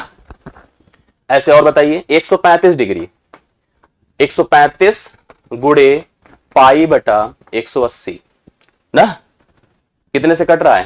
काट के देखिए, 5 दूना 10, 5 सत्ते 35, मैं सही कर रहा हूं, या 45 से काटिए, सीधा सीधा जा रहा है। 45 3 बार और 45 4 बार, 45 3 बार, 45 4 बार, 3 बटा 4 पाई। अब अगर हमें इन किन्हीं भी रेडियन को डिग्री में लिखना हो, किन्हीं भी रेडियन में, जैसे मेरे में आया था 1 बटा 5 पाई बटा 4 आया था, इसको मुझे डिग्री में लिखना है, मैं लिखूंगा पाई बटा 4 गुणे 180 बटा पाई, पाई पाई से कटा, 4 से काटिए, 45 डिग्री आ गया। अभी मैंने किया था 3 पाई बटा 4, कन्वर्ट करिए, क्या लिखेंगे? 3 पाई बटा 4 गुणे 180 बटा पाई, पाई पाई से गया, 4 से काटिए 45, 45 गुणे 3 135 डिग्री। मेरे में था 5 पाई बटा 9 रेडियन है, डिग्री में लिखिए, क्या हो जाएगा? 5 पाई बटा 9 गुणे 180 बटा पाई, पाई पाई से कटा, 9 दूना 18, 20 पंचे 100 डिग्री। तो आपको ये कंफर्म हो गया होगा कि डिग्री से रेडियन में, रेडियन से डिग्री में कैसे लिखते हैं। इस पर प्रश्न बन सकता है परीक्षा में, इसलिए मैंने आपको स्पष्ट कर दिया, आपके मन में होना चाहिए और आपको क्लियर होना चाहिए। अब आगे बढ़ता हूं। अब आगे बढ़ने में सबसे इंपॉर्टेंट है जो कोण बनते हैं, इनके प्रकार थोड़ा जानने जरूरी है। तो इसके प्रकार को समझना है आप लोगों को। Types of angle, types of angle. भैया ध्यान से मन लगा के सुनिएगा, जितने लोग पढ़ रहे हैं मैं चाहता हूं कि सीरियस पढ़ेंगे तो आपको सब चीजें कंफर्म जिससे होती जाए। अब हम जानते हैं कि हमारे पास सबसे पहले एक रेखा थी, मेरी बात को खूब ध्यान सुनिएगा। एक रेखा थी, मैं इसको ऐसे बनाता हूं, हाँ ठीक है। एक रेखा थी जिसका नाम मान लीजिए ए बी था, ए यहीं पर थी। एक अन्य रेखा थी जो आकर इसके ऊपर पड़ी थी, ऐसे ए सी थी। जब यह इसके ऊपर केवल आकर पड़ी थी तो इस समय इनके साथ कोण क्या था? 0 डिग्री। ठीक है, एक कोण हो गया 0 डिग्री, 0 एंगल। इसको आप क्या कहेंगे? शून्य कोण। शून्य कोण, शून्य कोण मतलब जब थीटा का मान 0 डिग्री होता है तो उसको शून्य कोण कहते हैं। अब सुनिए, अब यह जो रेखा है आपकी, अब धीरे धीरे जो रेड कलर की रेखा देखिए उठना शुरू हो गई, उठना शुरू हो गई, उठना शुरू हो गई, जब तक यहां पर थीटा आपका क्या था? 0 डिग्री था, पहला कोण था। जब तक यह रेखा सीधा होने से पहले रहेगी, मतलब ये जो रेड कलर वाली रेखा मैं बना रहा हूं ये ऐसे रहेगी, इस सारे के कोण जो कि थीटा 0 से बड़े हैं और 90 से मतलब छोटे हैं, वो सब के सब आपके एक्यूट एंगल कहलाएंगे, एक्यूट एंगल कहलाएंगे। इसको आप क्या कहेंगे? न्यून कोण कहेंगे, न्यून कोण कहेंगे। मतलब आप कह सकते हैं कि थीटा का मान 0 से बड़ा हो और 90 डिग्री से मतलब इस सीधी रेखा से छोटा हो। अब देखो ये रेखा जो रेड कलर वाली जा रही थी हमारी, धीरे धीरे ऐसे हो गई होगी, 90 डिग्री पर पहुंच गई होगी। तो 90 से छोटा हो, 0 से बड़ा हो, तो सारे के सारे कोण आपके न्यून कोण कहलाएंगे। जिस समय रेखा यहां पहुंच गई तो उस समय के कोण को हम राइट एंगल कहते हैं, राइट एंगल कहेंगे, अर्थात इसको हम समकोण कहेंगे। समकोण मतलब भैया थीटा बराबर आपका 90 डिग्री हो गया। समकोण मतलब क्या हो गया? थीटा बराबर 90 डिग्री हो गया। अब यह रेड कलर की रेखा ऐसे मूव करनी शुरू हो गई, इधर भी, इधर भी, इधर भी, और ये सीधा होने से पहले जितना भी एंगल बनेगा वो आपका क्या कहलाएगा बताइए, ऑब्ट्यूस एंगल। ऑब्ट्यूस एंगल अर्थात इसको हम कहेंगे अधिक कोण, अधिक कोण। तो कहेंगे जो थीटा है ग्रेटर देन 90 है बट लेस देन 180 है, इस समय के सारे कोण आपके ऑब्ट्यूस एंगल अर्थात अधिक कोण कहलाएंगे। देखिए थीटा 90 से बढ़ना शुरू हुआ, यहां पर पहुंचना मतलब 180 डिग्री। इसके पहले और 90 180 के पहले और 90 के बाद जितने कोण होंगे सब ऑब्ट्यूस एंगल कहलाएंगे। इसके बाद देखिए अगला पढ़िए। अब यह रेड कलर की लाइन अब इधर मूव करना शुरू होगी और सीधा ऐसे होते होते होते होते यहां तक पहुंचने की कोशिश करेगी। तो जो अगला एंगल, अच्छा इसके पहले देखिए यहीं पर एक और काम हम समझ लें, स्ट्रेट एंगल। स्ट्रेट एंगल इसको रिजु कोण कहते हैं, रिजु कोण। रिजु कोण मतलब जब थीटा का मान 180 डिग्री के बराबर हो जाता है, जैसे 90 डिग्री के बराबर हुआ था, उसी तरह से यहां पर आपका रिजु कोण अर्थात 180 डिग्री बन जाता है। अब छठा नंबर देखिएगा। अब यह कोण हमारा देखिए मैंने कहा ना डाउन होना शुरू हुआ, यहां तक पहुंचने से पहले जितने एंगल बनते हैं उनको हम रिफ्लेक्स एंगल कहते हैं। रिफ्लेक्स एंगल इसको आसन्न कोण, आसन्न कोण अर्थात थीटा का मान 180 से बड़ा होता है, 360 से छोटा होता है, इन सभी कोणों को रिफ्लेक्स एंगल कहते हैं, आसन्न कोण कहते हैं। हाँ, सरल कोण भी कहते हैं रिजु कोण को। अंतिम में अब यहां पर हमारी यह रेखा जो रेड कलर वाली थी आकर इसको फिर यहीं पर पहुंच जाएगी। देखो यहीं जहां से चली थी वहीं पहुंच गई, इसका मतलब एक रोटेशन पूरा हो गया, एक रोटेशन एक चक्र पूरा हो गया। और जब एक रोटेशन पूरा हो गया तो उसको कहेंगे कंप्लीट एंगल। क्या कहेंगे? Complete angle. कंप्लीट एंगल अर्थात इसको हम कहते हैं संपूर्ण कोण। संपूर्ण कोण मतलब थीटा बराबर आपका 360 डिग्री जो होता है वो संपूर्ण कोण होता है और यह एक रोटेशन पूरा हो जाता है, एक रोटेशन पूरा हो जाता है। अब इसी तरह से दूसरा रोटेशन, तीसरा रोटेशन, चौथा रोटेशन ऐसे रोटेट करता रहता है जैसा हमारी घड़ी रोटेट करती है। वो रोटेशन पर ही कोण हमारा जनरेट होता है। इसीलिए कहा जाता है कि इस पॉइंट अर्थात बिंदु पर, इसीलिए एक सेंटेंस हमने वहां पर लिखवाया था कि बिंदु पर बना कोण, बना कोण संपूर्ण होता है, मतलब थीटा बराबर 360 होता है। ये आपको समझना है, ठीक है। ये कोणों के प्रकार हो गए, लेकिन इन कोणों की जो संरचना होती है, जो बनती है, उसको ऊपर बहुत डिटेल से समझना होता है हम लोगों को। एक चीज और हम लोगों को समझना चाहिए, वो बहुत इंपॉर्टेंट है, आपकी परीक्षा में रिलेट कर सकता है, नेचर ऑफ एंगल। जब हम कोण बनाना शुरू करते, भैया ध्यान से खूब सुनिए, सुनते जाइएगा मेरी बातों को। मेरे पास एक रेखा रही होगी सबसे पहले जिसका नाम ए बी था, ठीक है, एक रेखा रही होगी ए बी रहा होगा। एक दूसरी रेखा थी जो रेड कलर से, देखो इसी के ऊपर आकर पड़ गई, ए सी।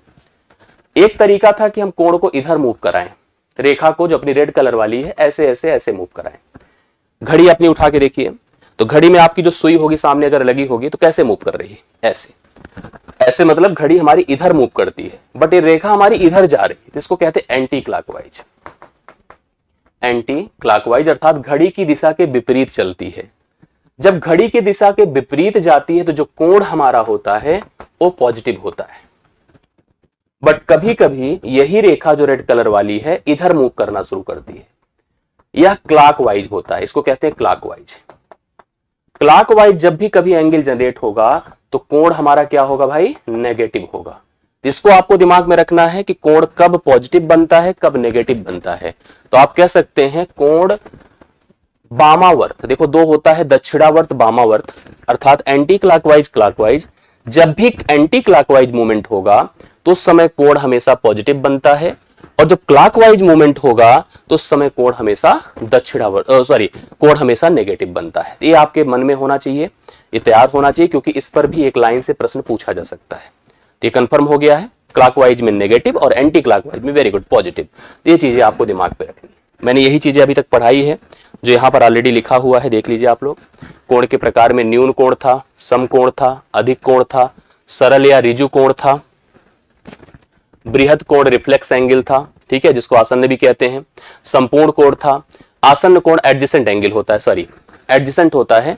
वहां पर जब मैंने रिफ्लेक्स लिखा था भैया उसको याद रखिएगा, और रिफ्लेक्स आपका बृहद कोण होता है। अब हम कुछ कोणों के अलग अलग नेचर हैं जिनको भी आपको हम समझाना चाहेंगे, उसको भी आप लोग देख लीजिएगा क्या होता है। जैसे अभी एक भाई साहब ने डिस्कस किया था, सर ये आसन्न होता है, बिल्कुल सही बात है। ये थोड़ा थोड़ा इनके बारे में समझ लीजिए फिर समझिएगा। देखिए न्यून कोण ऐसे बना, यह न्यून है। आपने देखा था कि यहां पर थीटा क्या था, 0 से बड़ा था और 90 से छोटा था। फिर समकोण आपने देखा कि थीटा 90 डिग्री के बराबर था। रेखाएं ऐसी बनती हैं, इसलिए मैं यहां पर दिखा दे रहा हूं। अधिक आपने देखा था कि हमारा कोण कुछ ऐसे डेवलप हो जाता है। यहां पर थीटा आपने नोटिस किया होगा 90 से बड़ा था, 180 से छोटा था। ठीक है। फिर देखो सरल रेखा पर बना कोण जो होता है वो आपने नोटिस कर लिया 180 डिग्री होता है, थीटा बराबर 180 होता है। बृहद कोण जो रिफ्लेक्स था भाई उसको बृहद याद रखिएगा। तो बृहद कोण आपका जो है, जो हमने कहा था कि थीटा हमारा 180 से बड़ा होता है, 360 से छोटा होता है, तो बृहद कोण होता है। संपूर्ण कोण मैंने कहा था कंप्लीट एंगल 360 होता है, ये 360 होता है, याद रखते जाइएगा इस चीज को। आसन्न कोण याद रखिएगा, जब कभी कुछ कोणों के जो शीर्ष बिंदु है, वर्टेक्स है, अगर वो वर्टेक्स कॉमन है, इस कोण को हम लोग आसन्न कोण कहते हैं। जो एक ही शीर्ष बिंदु से होकर गुजरते हैं उन्हें हम एडजेसेंट एंगल अर्थात आसन्न कोण कह सकते हैं। ठीक है, याद रखिएगा ये वर्टेक्स कॉमन वर्टेक्स पर डेवलप होता है और इसे हम आसन्न कोण कहते हैं। कुछ और चीजें, शीर्षाभिमुख को मैंने आपको समझा दिया था। जब दो रेखाएं एक दूसरे को प्रतिच्छेद करती हैं तो विपरीत कोण आपके जो होते हैं वो वर्टिकली अपोजिट होते हैं, शीर्षाभिमुख होते हैं, और शीर्षाभिमुख सदैव समान होते हैं। मतलब यह इसके बराबर होगा और यह इसके बराबर होगा। अगला देखिए, रेखीय युग्म मैंने बता दिया था। कोई भी रेखा के किसी बिंदु पर अगर कोई सरल रेखा आकर कोई कोण बनाती है तो उसको हम रेखीय युग्म कहते हैं।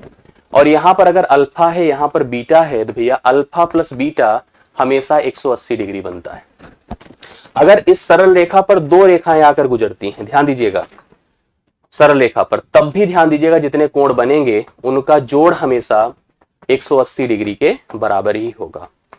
अगर और भी बनते हैं ऐसे, ये देखिए एक ही बिंदु पर, तो जितने कोण बनेंगे इस सब का जोड़ 180 अंश के बराबर ही रहेगा, 180 अंश से कम ज्यादा नहीं हो सकता है।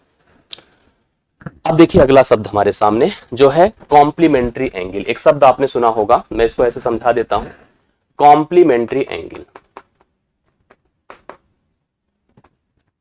इसको हिंदी में हम कहते हैं कोटि पूरक कोण। कोटि पूरक कोण आपने सुना होगा। दो शब्द अपने जनरल लाइफ में, एक बच्चों का आता है कॉम्प्लान ना, Complan that completes the nutrients in the body of a child. बच्चा खाना नहीं खा पाता तो उसको कॉम्प्लान देते हैं। कहते हैं ना कि ऐसे न्यूट्रिएंट्स होते हैं जो शरीर में सभी पोषक तत्व दे देते हैं, जो हमें कंप्लीट करे वो हमारा कॉम्प्लीमेंट्री है। अंग्रेजी पहले होती थी, कॉम्प्लीमेंट्री सप्लीमेंट्री आता था, दो किताबें। सप्लीमेंट होता था, फूड सप्लीमेंट कहते हैं ना कि हमारे जो फ्रूट्स हैं, मिल्क है, that is the food supplement. और फूड की रिक्वायरमेंट्स को, जो फूड की जरूरतें होती है हमारी बॉडी में, पूरा करती हैं। ऐसे कोणों को लेकर के भी दो टारगेट होता है। एक टारगेट होता है 90 डिग्री। एक कभी जब कोण जो है 90 को टारगेट बना लेते हैं तो जितनी कमी उनके अंदर 90 को लेकर के होती है वही उनका कॉम्प्लीमेंट होता है ना। जैसे आपको मान लो रिसर्च करना है, आपको नेट क्वालिफाई करना है, तो कैसे करेंगे आप? मान लो अभी ग्रेजुएशन में, तो आपको पोस्ट ग्रेजुएशन होना होगा, मतलब आपको डॉक्टरेट करनी है, रिसर्च पीएचडी करनी है, तो आपको नेट क्वालिफाई करना पड़ेगा। तो अभी आप ग्रेजुएशन में है तो आपको पोस्ट ग्रेजुएशन, फिर नेट यूजीसी का पेपर होता है। तो जो अभी बचा है वही आपका कॉम्प्लीमेंट है। आप अपनी जर्नी में जितना कुछ अभी पा लिए हैं उसको छोड़ दीजिए, जो अभी आपके रास्ते में आपको आवश्यकता है वही आपका कॉम्प्लीमेंट है। तो कभी कोई कोण अगर मान लो 30 डिग्री दिया है, उसे 90 पहुंचाना है तो 60 डिग्री उसका कॉम्प्लीमेंट होगा। 40 डिग्री दिया है तो 50 डिग्री उसका कॉम्प्लीमेंट होगा, कॉम्प्लीमेंट्री एंगल होगा। 10 डिग्री दिया है तो 80 डिग्री उसका कॉम्प्लीमेंट होगा। इसी प्रकार से अगर थीटा दिया है तो 90 डिग्री माइनस थीटा उसका कॉम्प्लीमेंट होगा। दो कोण अगर जुड़ करके 90 डिग्री के बराबर होते हैं तो they are the complement to each other, वे एक दूसरे के कोटि पूरक कोण कहलाते हैं। Both are the complement to each other, यह इसका कॉम्प्लीमेंट है, दोनों एक दूसरे के कॉम्प्लीमेंट होते हैं। 1 डिग्री है तो 70 कितना हो जाएगा, 89 डिग्री उसका कॉम्प्लीमेंट होगा। जुड़ करके 90 हो जाए तो कॉम्प्लीमेंट्री होता है। बातें समझ में आ रही होंगी। इसी तरह से दूसरा होता है संपूरक। क्या होता है भैया? संपूरक। अब संपूरक को भी समझ लीजिएगा, जिसको सप्लीमेंट्री कहते हैं। अब सप्लीमेंट्री के लिए उसी तरह से है कि जैसे हमने टारगेट अभी 90 को बनाया था, उसी प्रकार से 180 डिग्री भी हमारा टारगेट होता है। जैसे मैंने कहा कि हम मान लो अभी 70 डिग्री है तो 110 डिग्री हमारा सप्लीमेंट होगा, जुड़ करके 180 हो जाए। 100 डिग्री है तो 80 डिग्री हमारा सप्लीमेंट होगा। 50 डिग्री है तो 130 डिग्री हमारा सप्लीमेंट होगा, 10 डिग्री है तो 170 डिग्री हमारा सप्लीमेंट होगा। इसी प्रकार से मैं कहूं थीटा है तो 90 degree minus theta, sorry 180 degree minus theta हमारा सप्लीमेंट होगा। अर्थात हम दो जो लोग मिल करके 180 अंश बन जाएं तो वही एक दूसरे के सप्लीमेंट कहलाएंगे, एक दूसरे के संपूरक कोण कहलाएंगे। ये आइडिया होगा आप लोगों के पास कि दो कोण जब जुड़ जाते हैं तो एक दूसरे के साथ तो वो मिल करके एक दूसरे का सप्लीमेंट अर्थात संपूरक कोण कहलाते हैं। अब एक सबसे इंपॉर्टेंट कॉन्सेप्ट हम लोगों को जो सबसे ज्यादा पढ़ना है, जरूरी है, वो ये है। ये ध्यान से देखिएगा, मैं इसको आपको समझाने जा रहा हूं लेकिन अपने शब्दों में, मेरे शब्द में इसको सुनिएगा, वो ज्यादा अच्छे से आपको क्लियर करेगा, टच करेगा। हमने कहा कि व्हेन अ स्ट्रेट लाइन,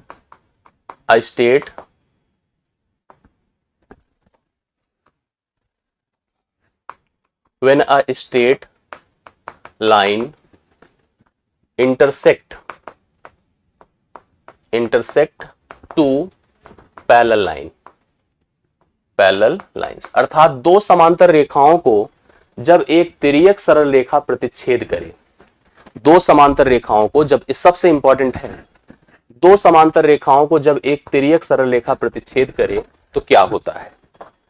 देखो क्या क्या होता है। दो समांतर रेखाएं पहले ले लीजिए, ले लिया हमने, एक का नाम मान लो यल है, दूसरे का नाम यम है, दोनों समांतर है, इस तरह से एरो डिनोट किया जाता है।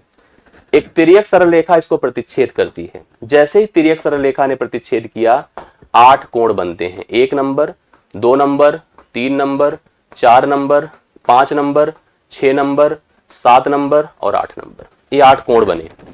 ठीक है, अब इन 8 कोणों को लेकर के कुछ अलग अलग थॉट्स हैं, उनको समझिए। अलग अलग थॉट्स हैं, एक एक करके ध्यान से सुनते जाइएगा, सब कंफर्म होता जाएगा।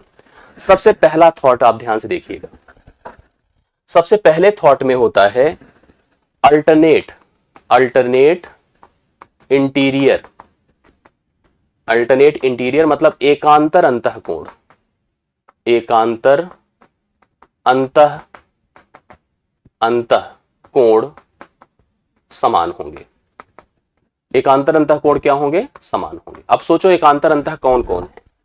जैसे जब दो किसी समांतर रेखाओं को एक तिर्यक रेखा प्रतिच्छेद करे, उस समय हमने कहा एकांतर अंतःकोण बराबर होंगे। अंतः में भी एकांतर, जैसे कि 3 जो है 5 के एकांतर होगी, 4 जो है 6 के एकांतर होगी, तो हम लिखेंगे कोण 3 बराबर कोण 5 है और कोण 4 बराबर कोण 6 होगा। मतलब यह 3 जो है 5 के बराबर हो जाएगा, 4 जो है 6 के बराबर हो जाएगा। एकांतर अंतःकोण यहां पर समान होंगे। कब? जब दो समांतर रेखाओं को एक तिर्यक सरल रेखा प्रतिच्छेद करे। दूसरा, इसी में आप एक एक करके समझिएगा, सब कंफर्म हो जाएगा। दूसरा, एकांतर बाह्य कोण भी समान होंगे। एकांतर बाह्य कोण भी समान होंगे। अब एकांतर बाह्य कोण देखिए कौन कौन से होते हैं। एकांतर बाह्य कोण भी क्या होंगे? समान होंगे। चलिए एकांतर बाह्य कोण बताइए कौन कौन से हो जाएंगे। जैसे 2 जो है ना, 2 जो है 8 के साथ होगा, कोण 2 बराबर कोण 8 हो जाएगा। कोण 1 जो है कोण 7 के साथ हो जाएगा। देखिए एकांतर जैसे अंतः था 3 5 के साथ, 4 6 के साथ, एकांतर बाह्य मतलब 1 के अंतर पर 2 8 के साथ और 1 7 के साथ बराबर हो जाएगा। इसको नोट कर लीजिएगा आप लोग, जो जो मैं कराता जा रहा हूं, बाकी मैं पॉइंट आपको बता दूंगा। एकांतर अंतः भी बराबर होंगे, एकांतर बाह्य भी बराबर होंगे। तीसरा पॉइंट नोट करिएगा, करेस्पॉन्डिंग एंगल। करेस्पॉन्डिंग एंगल मतलब होता है संगत कोण। संगत कोण भी क्या होंगे? समान होंगे। अब संगत किसको कहते हैं बताइए? जो आपके संगत होता है ना, जैसे जो हमारे पैरेलल, हमारे रिस्पेक्ट में होता है, हमारे रिगार्ड में होता है। जैसे मान लो कि हम जैसे जिस पोजीशन पर खड़े होते हैं, अगला व्यक्ति भी उसी पोजीशन पे खड़ा हो, तो that is the corresponding with me, वो हमारे साथ है। जैसे आप ऐसे सोचिए, आपको यह रेखा दिख रही यल, यल के ऊपरी भाग में जो कोण है, यम के भी ऊपरी भाग में कोण के संगत होंगे और एक तरफ होंगे। जैसे हम इस रूम में खड़े हैं, हमारे पैरेलल बगल एक रूम है, उसमें जो हमारे समांतर खड़े हैं, समकक्ष खड़े हैं, वो हमारे समांतर हैं। जैसे देखो, एक जो है इस रेखा का ऊपरी भाग है, तो इसका ऊपरी भाग 5 होगा, तो 1 5 के साथ संगत होगा, कोण 1 बराबर कोण 5 हो गया। इसी तरह से निचले हिस्से में जाइए तो कोण 4 कोण 8 के साथ हो जाएगा, कोण 4 बराबर कोण 8 हो गया। 2 जो है कोण 6 के साथ हो जाएगा, कोण 2 बराबर कोण 6 हो जाएगा, और 3 जो है कोण 7 के साथ हो जाएगा, कोण 3 बराबर कोण 7 हो जाएगा।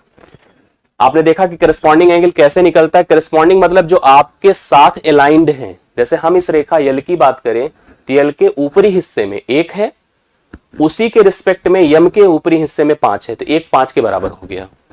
अब नीचे चले आइए, यल के निचले हिस्से में इसके रिस्पेक्ट में 4 है, तो यम के निचले हिस्से में इसके रिस्पेक्ट में 8 है, तो 4 8 के बराबर हो गया। ऐसे इसके ऊपरी हिस्से में 2 था, इसके ऊपरी हिस्से में 6 था, तो 2 6 के बराबर था, 3 7 के बराबर था। करस्पॉन्डिंग एंगल इक्वल हो गया। अगला पॉइंट नोट करिएगा, vertically opposite angle. Vertically opposite angle, vertically opposite angle मतलब शीर्षाभिमुख कोण, तो मैंने पहले भी बताया था समान होते हैं। शीर्षाभिमुख कोण क्या होंगे? समान होंगे। शीर्षाभिमुख कोण कौन कौन से होंगे? देखिए, कोण 1 कोण 3 के साथ होगा, नोट करते जाइए। कोण 1 बराबर कोण 3 होगा, कोण 2 बराबर कोण 4 होगा, कोण 5 बराबर कोण 7 होगा, और कोण 6 बराबर कोण 8 होगा। आप खुद ही देखिए, 1 3 के साथ, 2 4 के साथ, 5 7 के साथ, 6 8 के साथ शीर्षाभिमुख कोण बराबर हो गए। और अगला देखिएगा, 5वां नंबर, को इंटीरियर, बहुत इंपॉर्टेंट है ये। को इंटीरियर अंतः कोण, अंतः कोण संपूरक होंगे, मतलब जुड़ करके 180 बनाएंगे। अंतः कोण 180 डिग्री बन जाते हैं जुड़ करके। अंतः कौन कौन होगा? देखिए, अंतः मतलब एक सेगमेंट में, जैसे अगर इस लाइन के इस पक्ष में चलिए तो अंतः में 3 और 6 है, तो मैं लिखूंगा कोण 3 प्लस कोण 6 बराबर 180 डिग्री। और इस लाइन के इस पक्ष में अंतः में 4 और 5 है, तो कोण 4 प्लस कोण 5 बराबर 180 डिग्री। तो ये बहुत इंपॉर्टेंट है कि अंतः कोण आपके क्या होते हैं? संपूरक होते हैं, मतलब 180 डिग्री उन दोनों कोणों का जोड़ होता है। क्लियर है? पूरक और कोटि पूरक जनरली होता क्या है सौरभ, ध्यान दीजिएगा कि जब भी कभी पूरक शब्द आता है ना, तो कोटि पूरक को ही एक्सप्लेन किया जाता है। हालांकि लिखने के लिए जरूरी होता है कि कोटि पूरक लिखा जाए, लेकिन जब पूरक केवल लिख कर आएगा तो आप कोटि पूरक के हिसाब से प्रश्न हल करिएगा।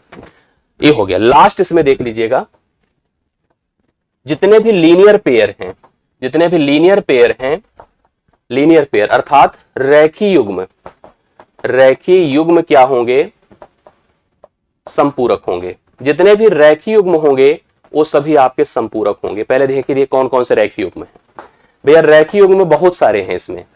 1 2 के साथ अगर इस पॉइंट को सोचिए तो कोण 1 प्लस कोण 2, कोण 2 प्लस कोण 3, कोण 2 प्लस कोण 3, कोण 3 प्लस कोण, ये भी देखिए 180 है, ये भी 180 है, कोण 3 प्लस कोण 4, ठीक है, और कोण 1 प्लस कोण 4, ये भी 180 है और ये भी 180 है। इसी क्रम में 5 प्लस 6 ये भी 180 होगा, 6 प्लस 7 180 होगा, 7 प्लस 8 180 होगा, 5 प्लस 8 भी 180 होगा। जैसे ऊपर का भाग मैंने 1 प्लस 2, 2 प्लस 3, 3 प्लस 4, 4 प्लस 1 180 अलग अलग बनाया है, उसी प्रकार से 5 प्लस 6, 6 प्लस 7, 7 प्लस 8 और 5 प्लस 8 भी 180 होगा। ये कुल 6 पॉइंट होते हैं। कब? जब दो रेखाएं समांतर हैं, उनको एक सरल तिर्यक रेखा प्रतिच्छेद करती है। तो इन फैक्ट को जरूर और मोस्ट इंपॉर्टेंट मान करके तैयार कर लीजिएगा। आई होप आपको क्लियर होगा। एक बार कंफर्म बता दें, अगर कुछ समझ में आया हो, समझ में आ रहा है तो मुझे बताइए, और अगर अच्छा लगा हो तो वीडियो को लाइक भी करिएगा, ठीक है। आ रहा हो तो जरूर बताइएगा। फिर हम इसका उपयोग करते हुए अब हम प्रश्नों पर चलेंगे। जितना मैंने बताया है इसको खूब ध्यान से आपको पढ़ने की जरूरत है। आपको यह सीट प्रॉपर वे में मिल जाएगी। इसके आगे का आप लोग लिख लीजिए, क्योंकि यहाँ स्पेस नहीं बन रहा है तो मैं नहीं लिख देता इसको, ठीक। अब आगे देखिए, इन्हीं चीजों को यहाँ पर पॉइंट किया गया था। कौन कौन से कोण बनते हैं? संगत बनता है, एकांतर बनता है, बहिष्कोण बनता है। अंतर मैंने बताया था, एकांतर कोण समान होते हैं। आपने देखिए ऐसे बनाया था, दो रेखाएं थी समांतर। ये देखिए यहाँ पे थोड़ा सा क्लियर हो जाएगा। यह इसके बराबर होगा और यह जो है इसके बराबर होगा। ये देखिए बराबर वाला सिंबल मैंने बना दिया। शीर्षाभिमुख कोण मैंने बता दिया था। ये देखो ऐसे बना था, यह इसके बराबर है तो यह इसके बराबर है, इसी तरह से यह इसके बराबर है तो यह इसके बराबर है। शीर्षाभिमुख हो गया। संगत कोण समान होते हैं, मैंने आपको बताया कैसे। एक रेखा ऐसे प्रतिच्छेद कर रही है, यह इसके बराबर है, ठीक है, तो यह जो है इसके बराबर होगा, इसी तरह से अगर यह जो है इसके बराबर है तो यह वाला भाग इसके बराबर होगा, ये संगत कोण हो गया। आगे देखिएगा, अंतःकोण समान नहीं होते, अंतःकोण संपूरक होते हैं। संपूरक मतलब जुड़ करके 180 डिग्री होते हैं। जैसे मैंने आपको बताया, इस तरह से एक रेखा ऐसे प्रतिच्छेद कर रही है, यह कोण और यह कोण, मान लो यह ए है या बी है, तो ए प्लस बी 180 होगा। इधर अगर मान लो सी है, इधर डी है, तो सी प्लस डी भी 180 होगा। कन्फर्म हो गई बातें? आगे देखिए, रेखीय युग्म 180 के बराबर होते हैं, तो आपने कन्फर्म कर ही लिया था। कैसे? आपने अभी यही डिस्कस किया था कि यह इसके साथ 180 बनाएगा, यह इसके साथ 180 बनाएगा, यह इसके साथ बनाएगा, मतलब प्रत्येक एक दूसरे के साथ 180 अंश बनाएंगे, जैसे अभी हम लोगों ने चर्चा किया था। कोई भी लीनियर पेयर बनेगा तो आपका जुड़ करके 180 अंश बना ही रहा है, ये आप कंफर्म करिएगा। अब हम आते हैं प्रश्नों पर। इतना कंफर्म हो गया तो अब हम करते हैं प्रैक्टिस, और प्रैक्टिस में लगेगा कम से कम आधा घंटा, जहां तक मुझे उम्मीद है कम तो नहीं लगना चाहिए। शुरू कर रहा हूं। पहला प्रश्न, बताइए एक बिंदु से कितनी सरल रेखाएं गुजर सकती हैं? एक बिंदु है, कितनी सरल रेखाएं? फटाफट कमेंट करके बताइए, एक बिंदु से कितनी सरल रेखाएं गुजर सकती हैं? ये बना दिया मैंने, बोलिए कितनी? आप क्या कहोगे? अनंत। एक बिंदु से कितनी सरल रेखाएं? अनंत सरल रेखाएं। कंफर्म है? एक बिंदु से अनंत सरल रेखाएं गुजर सकती हैं, तो डी ऑप्शन इस प्रश्न का उत्तर होगा। यस। अगला क्वेश्चन देखिएगा, दो बिंदुओं से कितनी सरल रेखाएं गुजरती हैं? जैसे आप इसने कहा कि दो बिंदु हैं तो कितनी सरल रेखाएं गुजार सकते हैं? रेखाएं तो मैंने कहा अनंत होंगी, बट सरल रेखाएं बताइए कितनी होंगी? सरल रेखाएं केवल एक होंगी। उत्तर आप क्या बताओगे? अगर दो बिंदुओं से गुजरने वाली सरल रेखाओं की बात किया जाए तो सरल रेखाएं भैया कितनी होंगी? एक होंगी। अगर हमसे कहता रेखा केवल, जो कि वक्र रेखा भी हो सकता था सरल, तो वो अनंत हो सकता है, बट अगर रेखाओं की बात करोगे तो only one the straight line can be possible या पासेस फ्रॉम द 2 पॉइंट्स। समांतर रेखाओं के बीच की दूरी क्या होती है? प्लीज बताइए। दो समांतर रेखाएं हैं, कमेंट करते चलिए आप लोग तेजी के साथ। दो समांतर रेखाएं हैं, ए रेखा ए रेखा, एक यल है दूसरी यम है। दो समांतर रेखाएं, तो उनके बीच की दूरी क्या होती है? सदैव समान होती है, हमेशा। उनके बीच की दूरी कभी भी परिवर्तित नहीं होती, हमेशा बराबर होती है। दो समांतर रेखाओं के बीच की दूरी हमेशा क्या होती है? बराबर होती है। कमेंट करते चलिए जिससे कि कंफर्म होता जाए, सभी का क्लियर होता जाए। किसी रेखा पर स्थित बिंदु की उस रेखा से दूरी क्या होती है? ध्यान से देखिए, एक रेखा है, रेखा पर ही एक बिंदु है। कहा जा रहा है कि कोई रेखा है, रेखा पर ही स्थित बिंदु है, जो रेखा को सेटिस्फाई कर रहा है क्योंकि उस पर एक बिंदु है। तो उस रेखा से उस बिंदु की दूरी क्या है? मान लो रेखा ए बी है और बिंदु यहां पर डी है, तो उस बिंदु से दूरी क्या होगी? हमेशा शून्य होगी। वो तो उसी पर स्थित कर रहा है ना, उसको संतुष्ट कर रहा है। तो यहां पर कम ज्यादा की बात ही नहीं होती है। रेखा पर स्थित बिंदु की रेखा से दूरी हमेशा क्या होती है? शून्य होती है, मतलब कोई काउंटिंग नहीं है, मतलब वो वही रह जाती है। चौथे का हो गया शून्य। दो समांतर रेखाएं जब एक तिर्यक रेखा को प्रतिच्छेद करती हैं, दो समांतर रेखाएं अभी अभी हम लोग डिस्कस कर रहे थे, जब एक तिर्यक रेखा को प्रतिच्छेद करती हैं, कैसे प्रतिच्छेद होती हैं, तो संगत कोण क्या होते हैं? अभी डिस्कस किया था संगत। ये देखिए, संगत कोण सदैव समान होते हैं, मैंने यही डिस्कस किया था ना। संगत कोण क्या होते हैं? समान होते हैं। ये समझ रहे हैं कि नहीं? मैंने कहा कि जब दो समांतर रेखाएं एक तिर्यक रेखा द्वारा प्रतिच्छेदित होती हैं तो संगत कोण हमेशा क्या होते हैं? समान होते हैं। अगला देखिएगा, एक ही धरातल पर, बहुत बढ़िया देखिए प्रश्न आपके सामने बोर्ड पर बनकर आ रहा है, अगर आप लोग पढ़ पाए समझ पाए तो बताइएगा। एक ही धरातल में समांतर रेखाओं के संबंध में निम्नलिखित कथनों पर विचार करिए। कहा गया, पहला नोट करिएगा, दो रेखाएं L2 L3, तीसरी रेखा L1 के समांतर हैं। अब हम कहीं इसको प्लॉट करते हैं, ये देखिए यहीं पे बना रहा हूं। एक है L1, एक है L2 और एक है L3। पॉइंट करिएगा, इसने कहा, ध्यान से देखिएगा, दो सरल रेखाएं L2 L3, तीसरी रेखा L1 के समांतर, ये दोनों रेखाएं इसके समांतर हैं। L2 भी L1 के समांतर है, L3 भी L1 के समांतर है। इसका मतलब हो जाएगा कि L2 L3 के समांतर होगा। इसको थोड़ा आप समझ लीजिए बोर्ड पर ऐसे।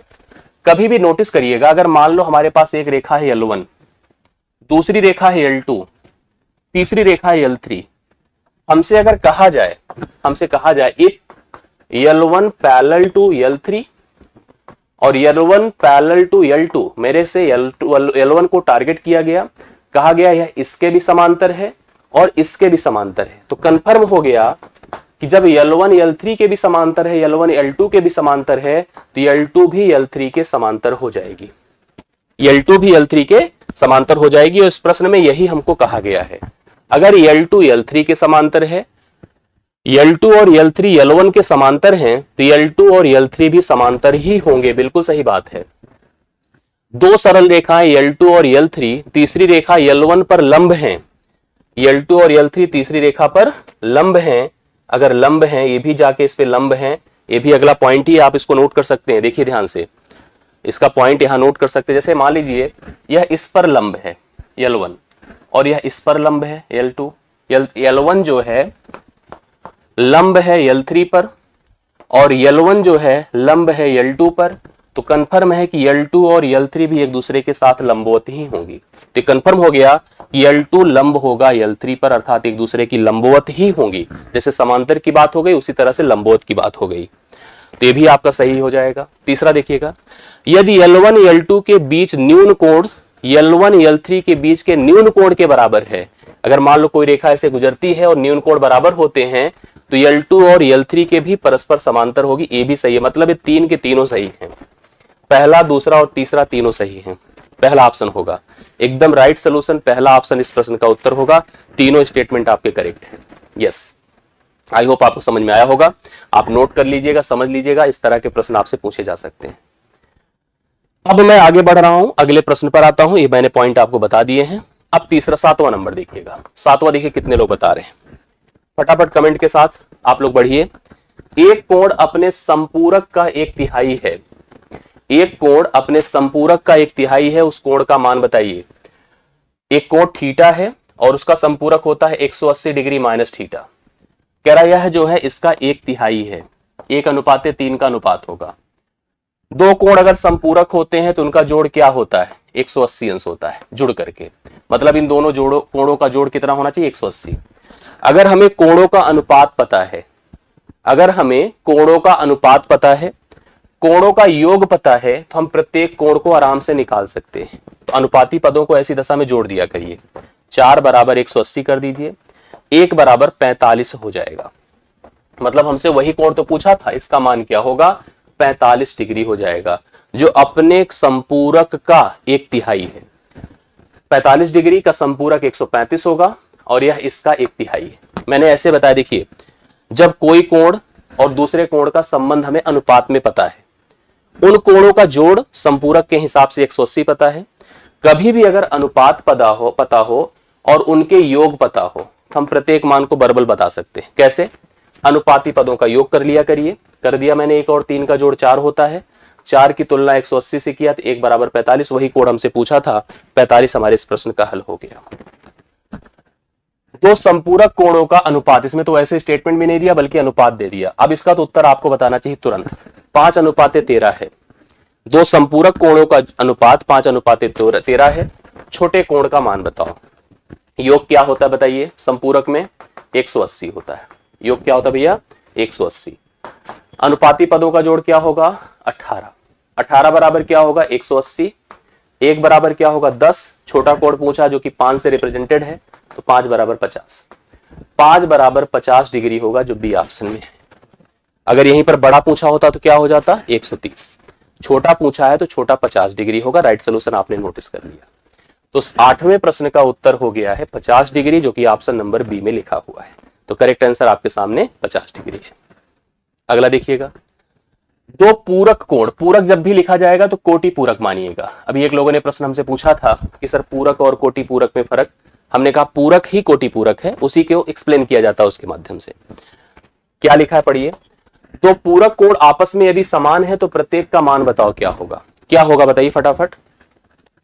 दो पूरक कोण अगर समान है, मतलब थीटा मतलब दोनों अगर सेम है, तो दोनों का जोड़ क्या हो, 90 डिग्री, अर्थात 2 थीटा बराबर 90 डिग्री और थीटा बराबर 45 डिग्री। मतलब दोनों अलग अलग 45 और 45 होंगे। आप ऐसे भी कह सकते थे कि 1:1 हो और 1 जोड़ करके 2 बराबर 90, तो 1 का मान आपका 45 हो जाएगा। दो कोण अगर पूरक हैं और समान है तो वो 45 होंगे। और अगर वो संपूरक है, समान है, तो बताइए क्या होगा। इसी तरह से अगर वो संपूरक होते और समान होते, संपूरक होते और समान होते तो क्या होते, 90 डिग्री हो जाते। प्रत्येक 90 90 हो जाते, क्योंकि 90 का जोड़ दोनों मिलकर के 180 होता है। आई होप दोनों समझ में आया होगा आपको। 9वें प्रश्न का उत्तर फिलहाल आपका 45 है, जो कि डी ऑप्शन में आपको दिया गया है। क्लियर। अगला देखिएगा, एक कोण का मान उसके कोटि पूरक कोण से 20 डिग्री कम है। एक कोण है जिसका मान उसके कोटि पूरक कोण से 20 डिग्री कम है, तो कोण का मान बता दो क्या होगा। कोण का मान क्या होगा, चलो ये दूसरा क्या होगा, 90 डिग्री माइनस थीटा। मतलब एक अगर थीटा है तो दूसरा 90 डिग्री माइनस थीटा है। आप इसको चाहे स्टेटमेंट बना के कर लो, चाहे ऑप्शन से कर लो, कोई दिक्कत नहीं, दोनों का सेंस हो जाता है। कोण का मान उसके कोटि पूरक से 20 डिग्री कम है, क्या होगा बताओ, बताइए फटाफट आप लोग कंफर्म करिए। हाँ, कोण का मान उसके कोटि पूरक से 20 डिग्री कम है। कितना आ रहा है, सी ऑप्शन, लोग 70 बता रहे हैं।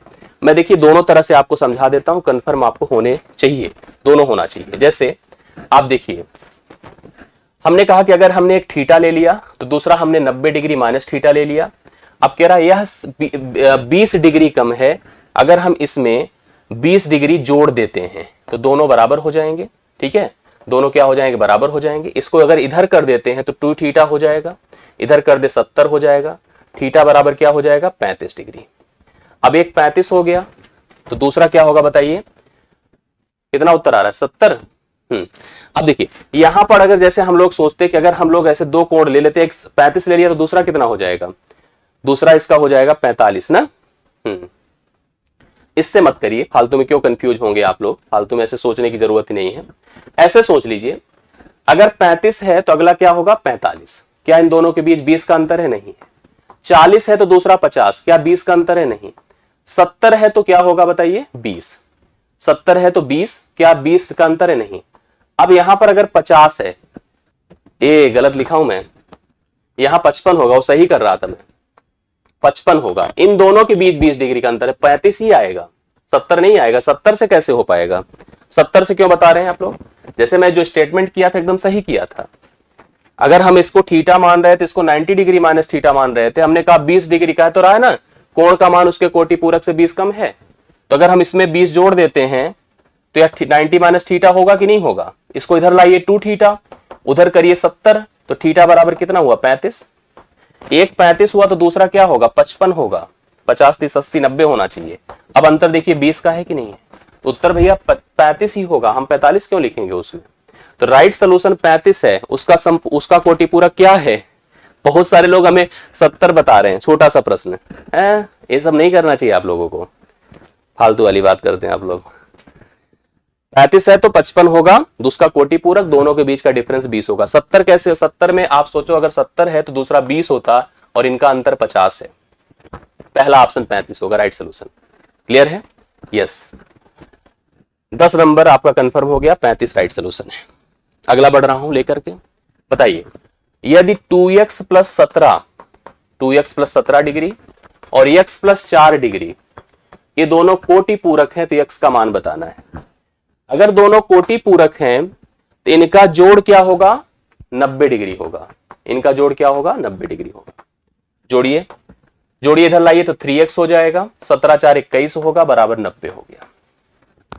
2x प्लस 17 और x प्लस 4 को जोड़ा तो 3x प्लस 21 हो गया, और यहां पर बराबर 90 है, तो 3x बराबर बताइए 10 में से 1 9 और 8 में से 2 69 हो गया, तो x बराबर 23 हो जाएगा।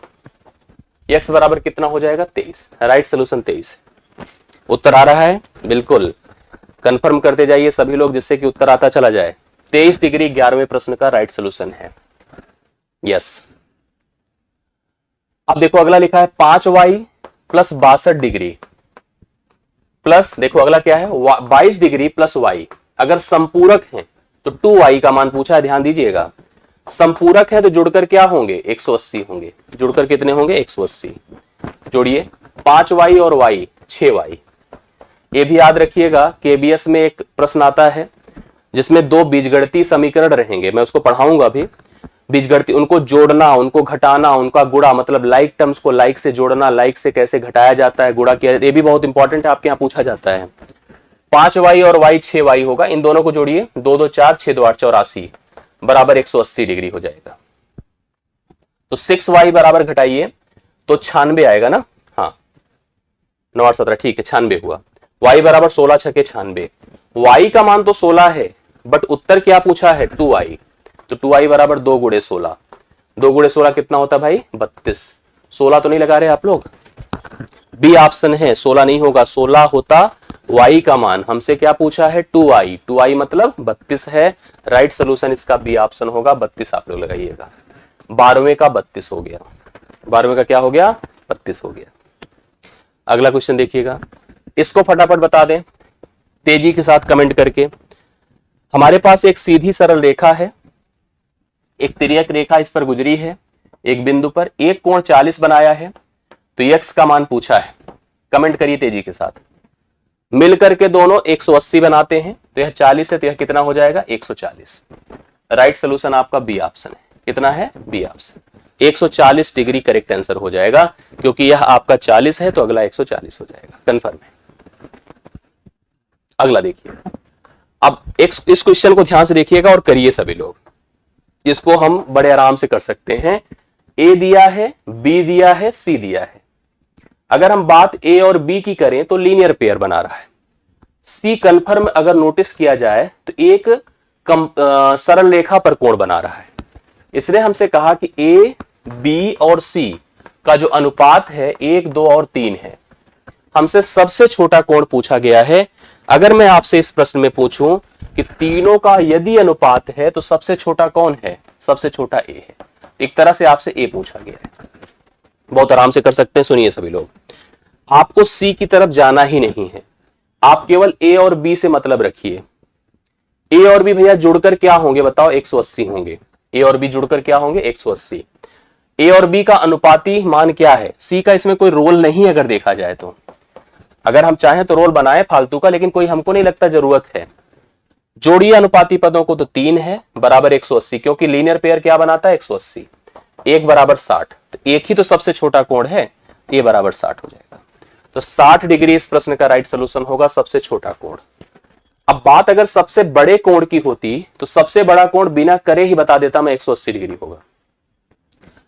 सबसे बड़े कोण की बात होती तो सी का मान डायरेक्ट 180 आप बता सकते थे, क्योंकि ये सीधा सीधा सरल रेखा पर कोण बना रहा था, इसमें आपको कुछ करने की और आवश्यकता ही नहीं थी, सीधा सीधा वो 180 डिग्री आपका बन जाता। फिलहाल इस प्रश्न का उत्तर 14वें का कितना है 60 डिग्री है, जो आपने जनरल बता दिया।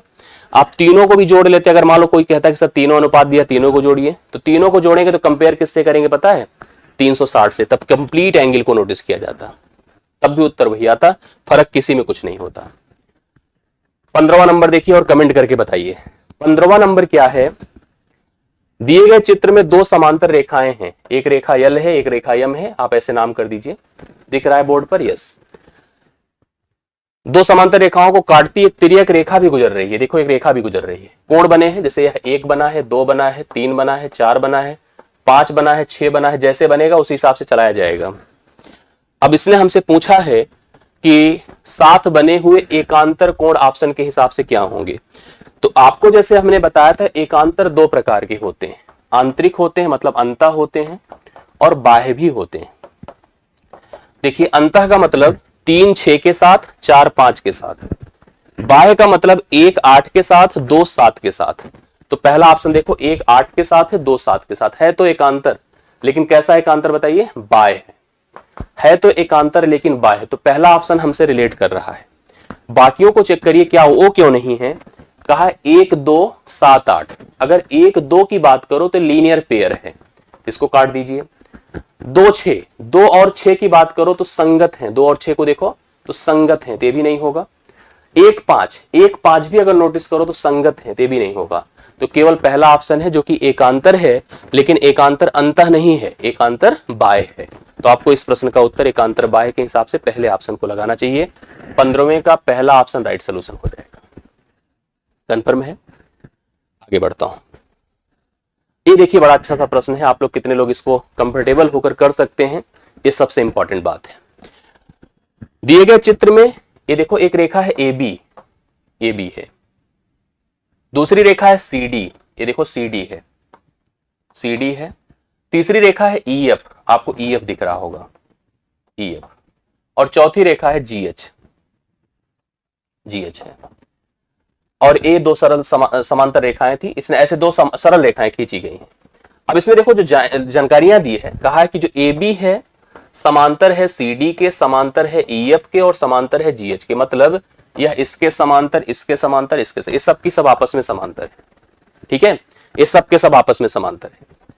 हमसे कहा AC का मान हमको दिया है, ध्यान से देखिएगा, AC का मान कितना है, 20 है, AC का मान 20 है, CE का मान 30 है, CE का मान 30 है, EG का मान 35 है, EG का मान 35 है, और BH का मान मतलब यहां से यहां तक कंप्लीट जो आपको दिया है वो 170 दिया है। इसने हमसे पूछा है BD का मान, मतलब यहां से यहां तक। मैं इस प्रश्न को अगर ड्रा करके बताऊंगा तो ज्यादा अच्छे से बता दूंगा। 16वें नंबर को आप थोड़ा बोर्ड पे समझ लीजिए। ये देखिए, आपने नोटिस किया, देखिए प्रश्न थोड़ा क्लियर आपको दिखेगा तो आपको समझ में सब आ जाएगा। AB है, ध्यान से देखते जाइएगा, CD है, EF है और GH है, ये है सारी लाइंस। अब देखिए हमने ऐसे एक रेखा ऐसे बना दी, ऐसे रेखा बना दी, इसका लेंथ 20 है, ये 30 है और ये 35 है, और यह कंप्लीट आपका यहां से यहां तक ये आपका 170 है। हमसे यहां से यहां की लेंथ पूछा है, याद रखिएगा। इसके साथ साथ बताया है कि यह इसके समांतर मतलब सभी रेखाएं आपस में समांतर है। कौन कौन लोग कर पाएंगे? ये जो BD है ना, आप सोचो कि एग्जैक्टली सर 20 हो जाए तो 20 नहीं बताएंगे, लेकिन इसके साथ कंपेयर्ड बताएंगे, इसके साथ कंपेयर्ड बताएंगे। दूरियों को थोड़ी कंपेयर किया गया उसने, तो कंपेयर्ड होगा रिस्पेक्ट में, जैसे जिस अनुपात में इनका सिस्टम है, जिस रिस्पेक्ट में, उसी अनुपात में इनका भी होगा। कैसे? हम पहले तो आप एक काम करिए, इनका अनुपात बनाइए। 5 चौके 20, 5 छंग 30, 5 7 35। ये रेखाएं 4, 6 और 7 के अनुपात में है, मतलब आप लिख सकते हैं कि AC, CE और EG, ये रेखाएं AC, CE और EG किस अनुपात में है? 4, 6 और 7 के अनुपात में। वह एकदम सेम टू सेम उसी रिस्पेक्ट में इनको भी लिखना पड़ेगा। जिनमें जोड़ हमको पता है, अनुपात वही काम करेगा। तो 4 अनुपात 6 अनुपात 7 में ही ब्रेक कर दीजिए। तो जोड़िए अनुपाती पदों को, 4 6 10 7 17 हुआ, 17 बराबर 170, 17 बराबर 170, 1 बराबर 10, तो इसका भाग 4 है, तो 4 बराबर 40। यह लेंथ आपकी 40 हो जाएगी। इसी तरह से इसका भाग 6 होगा तो यह 60 हो जाएगी, और इसका भाग आपका 7 है तो यह 70 हो जाएगा। 70 60 130 40 170 होगा। तो इस प्रश्न का उत्तर 40 होगा। इस प्रश्न का उत्तर क्या होगा?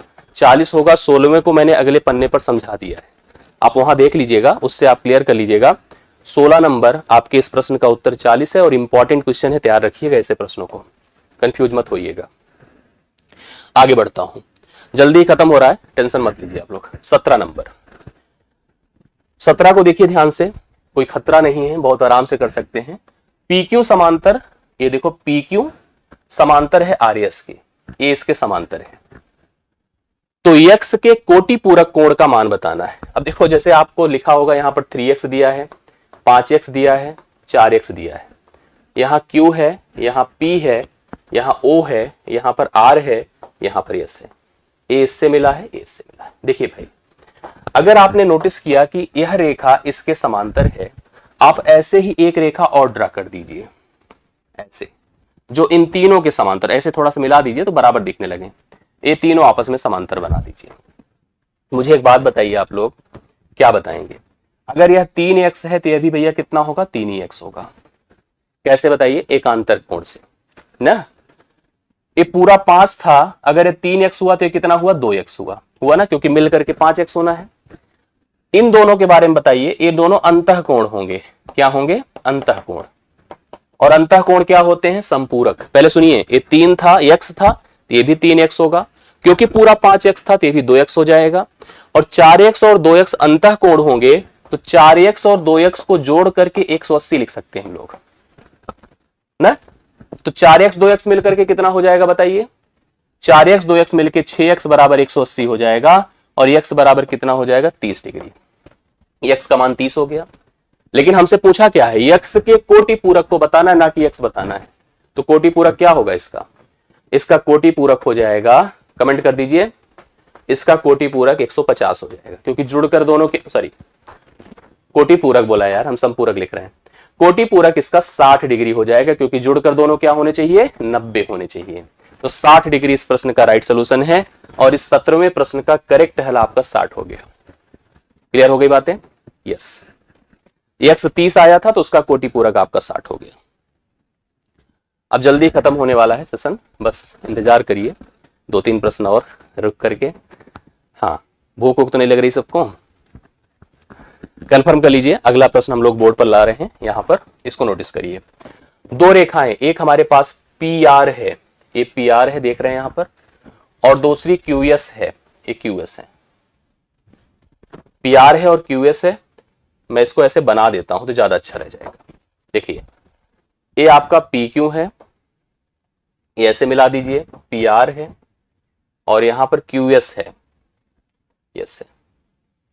इसने हमसे कहा है इस प्रश्न में, थोड़ा सा इसको बेंड कर दें जिससे लगे कि ये समांतर है। यहां पर कोण दिया हमको O है, यहां पर 130 डिग्री दिया है, पी क्यू आर एस इस टाइप से बनाया, और भैया देखो यस है और यह 40 डिग्री है। O पर प्रतिच्छेद करती है, POS बराबर 130 है। आप देख पा रहे हैं POS बराबर 130 है, QSR बराबर 40 है, PQ समांतर RS है। मतलब सबसे इंपॉर्टेंट लाइन तो यही है, यह रेखा इसके समांतर है। ये तिर्यक रेखाएं हैं जो प्रतिच्छेद करते रहती हैं। अब हमसे क्या पूछा है, QPO that means this one, इसके बारे में सबसे पहले इसको लिखना है आपको। दूसरा POQ मतलब इसके बारे में। तो ये तो कंफर्म है, इसमें कोई डाउट ही नहीं है। अगर यह 130 है तो इसको क्या लिखेंगे, 50 लीनियर पेयर के हिसाब से, मतलब दूसरा एंगल 50 है। एक ही ऑप्शन है जहां दूसरा एंगल 50 है, तो उत्तर तो हमारा कंफर्म हो गया। पहला एंगल क्वेश्चन मार्क कौन सा है, लिखा है देखिए QPO दिस मीन फर्स्ट, इसको आपको पहला लिखना था। अगला POQ मतलब इसको सेकेंड एंगल। 130 था तो यह कितना होगा, 50 लीनियर पेयर से, तो पहला ऑप्शन कंफर्म हो गया। अब इसको भी चेक कर लेते हैं, वेरीफाई कर लेते हैं ना। चलो ये आपके सामने, अगर यह 40 है तो यह भी 40 होगा। क्यों बताइए, क्योंकि यह 40 है तो अल्टरनेट इंटीरियर बराबर होते हैं। ये 40 है, ये 50 है, 40 50 90, तो कंफर्म ये भी 90 होगा। तो राइट सोल्यूशन 90 और 50, पहला ऑप्शन 90 और 50 एकदम वेरीफाइड है, कोई दिक्कत की बात नहीं। 18वें प्रश्न का उत्तर आ गया 90 और 50। 19 पर पहुंच चुके हैं हम लोग, फटाफट बता दे उत्तर इसका कितना हो रहा है। 19, दो रेखाएं आपको दिख रही होंगी, ये देखिए साफ साफ, यहां पर A है B है, दूसरा देखो ये C है, ये D है, बिंदु बनाया गया है, ये 30 डिग्री है, यहां पर यह X है, यह O है, यह 45 डिग्री है ना। कितना बढ़िया सा क्वेश्चन है। क्या पूछा, X का मान, मतलब this one complete is asking, इस पूरे को पूछ रहा है। मैं थोड़ा ऐसे बना देता हूं तो आपको ज्यादा स्पष्ट अभी समझ में आएगा जो मैं फिगर बनाऊंगा, ठीक है। यहां A है, यहां B है, यहां D है, यहां C है, ये बिंदु है। A ऐसे आया है और ये ऐसे आया है ना। यहां पर 30 बना है और यहां पर भैया कितना बना है, 45। यहां पर इंटरसेक्शन O पर है और यह कोण पूछा है। मैं आपको वर्बल बता देता हूं, एकदम स्पष्ट क्लियर हो जाएगा। कितने लोग कर सकते हैं बताइए फटाफट। एक रेखा फिर से इसने लिखा, देखिए AB समांतर CD है, मतलब यह इसके समांतर है। एक रेखा ऐसे गुजर गई तो तीनों समांतर हो गई। अब 3 रेखाएं आपने समांतर बना दिया, हमने ड्रॉ कर दिया अपने मन से एक रेखा को। अब सुनिए आगे क्या होगा। अगर यह 30 है तो यह भी क्या होगा, 30 ही होगा। बोलिए क्यों, यह 30 है, नहीं 30 नहीं होगा यार, अंतः कोण बनेगा ना, क्योंकि समांतर है। अंतः कोण बनेगा तो यह 30 है तो अगला क्या हो जाएगा, अगला हो जाएगा 180 में से 30 निकाल दीजिए, 150 होगा, 150 होगा। यह 45 है तो यह 135 होगा। बोलिए क्यों, क्योंकि यह भी अंतःकोण है। भाई दो समांतर रेखाओं को जैसे अगर आप सोचें एक ऐसे गुजार दिया तो यह इसके साथ अंतःकोण बनाएगा। 45 है तो 135, 30 है तो 150, दोनों को जोड़ेंगे तो x आएगा। तो x बराबर 135 डिग्री प्लस 150 डिग्री, 50 30 80, 285 डिग्री हो जाएगा। कितना हो जाएगा, 285 degree. D option 285, yes confirm. आज के सेशन का अंतिम प्रश्न, आज के सेशन का अंतिम प्रश्न आ चुका है। कुछ ऐसे रेखाएं बना दिया है, देखो ऐसे बना दिया फिगर, और ए है, ठीक है, और ए है, ये ऐसे मीट किया है, यहां पर ई है, यहां पर ओ है, यहां पर बी है, यहां पर ए है, यहां पर सी है, यहां पर डी है। ओके, दी गई आकृति में ए बी समांतर है सी डी के। ए बी जो है, ए बी किसके समांतर है? सी डी के। दोनों रेखाएं समांतर है। यह 35 डिग्री है और यह 75 डिग्री है। हमसे क्या पूछा है? थीटा का मान। कहां थीटा? अननोन है, ए है थीटा। आइए कर दिया जाए, कमेंट करके बताइए उत्तर क्या हो रहा है इसका। थीटा का मान। लास्ट क्वेश्चन है, अंतिम प्रश्न है, इसके बाद आप जाइए आराम से जो है खाइए पीजिए, रिवाइज करिए जो पढ़े लिखे हैं। सीट में भेज दूंगा पूरा पीडीएफ, आप डिस्क्रिप्शन में टेलीग्राम ग्रुप ज्वाइन कर लीजिए। उत्तर तब तक मैं बता रहा हूं। यह इसके समांतर है, तो यह अगर थीटा है तो यह कितना होगा? अंतही कोण तो होगा। देखो ये दोनों रेखाएं समांतर हैं, एक तिर्यक रेखा की तरह गुजर रही है, अंतही कोण तो बन रहा है, कोई और कुछ बन रहा है, तो यह 105 डिग्री हो जाएगा, क्योंकि अंतः कोण संपूरक होते हैं। यह 105 हो गया, यस। अब 105 है तो यह कितना होगा बताइए? इस शीर्षाभिमुख कोण आपने पढ़ा होगा, 105 यह है तो यह भी 105 हो जाएगा। त्रिभुज का एक इंफॉर्मेशन आप जरूर लिख लीजिए, बाकी त्रिभुज तो हमने डिस्कस नहीं किया, लेकिन हमको पता है कि त्रिभुज के तीनों अंतः कोणों का जोड़ 180 अंश होता है। ये दोनों जुड़कर 140 होंगे। अगर 180 में से निकाल देंगे 140 को तो यह हो जाएगा 40 डिग्री। मेरी तरफ से इसका उत्तर हो गया 40 डिग्री। राइट सोल्यूशन 40 है, जितने लोगों ने बताया परफेक्ट है। 75 था, 105 हो गया, जुड़कर 180 होना चाहिए। ये भी 105 है, दोनों जुड़कर 140 हो गए। 140 को 180 से निकाल दें, 40 डिग्री इस प्रश्न का राइट सोल्यूशन हो गया। तो ये 20 प्रश्न थे, पूरी व्याख्या थी, पूरा कॉन्सेप्ट था। आई होप हमने सब एक्सप्लेन किया और प्रॉपर किया। जहां भी कोई कमी होगी तो भाई क्षमा प्रार्थी रहूंगा। बाकी अगर आपको समझ में आया है तो वीडियो के नीचे अपने फीडबैक, सुझाव और अपनी रिक्वायरमेंट्स, जो आपको जरूरत है, जो आपको जैसा लगा, आप जरूर लिखिएगा, जरूर साझा करिएगा, जिससे कि हम उसी हिसाब से आगे कार्य कर सकें। बहुत बहुत धन्यवाद। Thank you so much. शुभ रात्रि।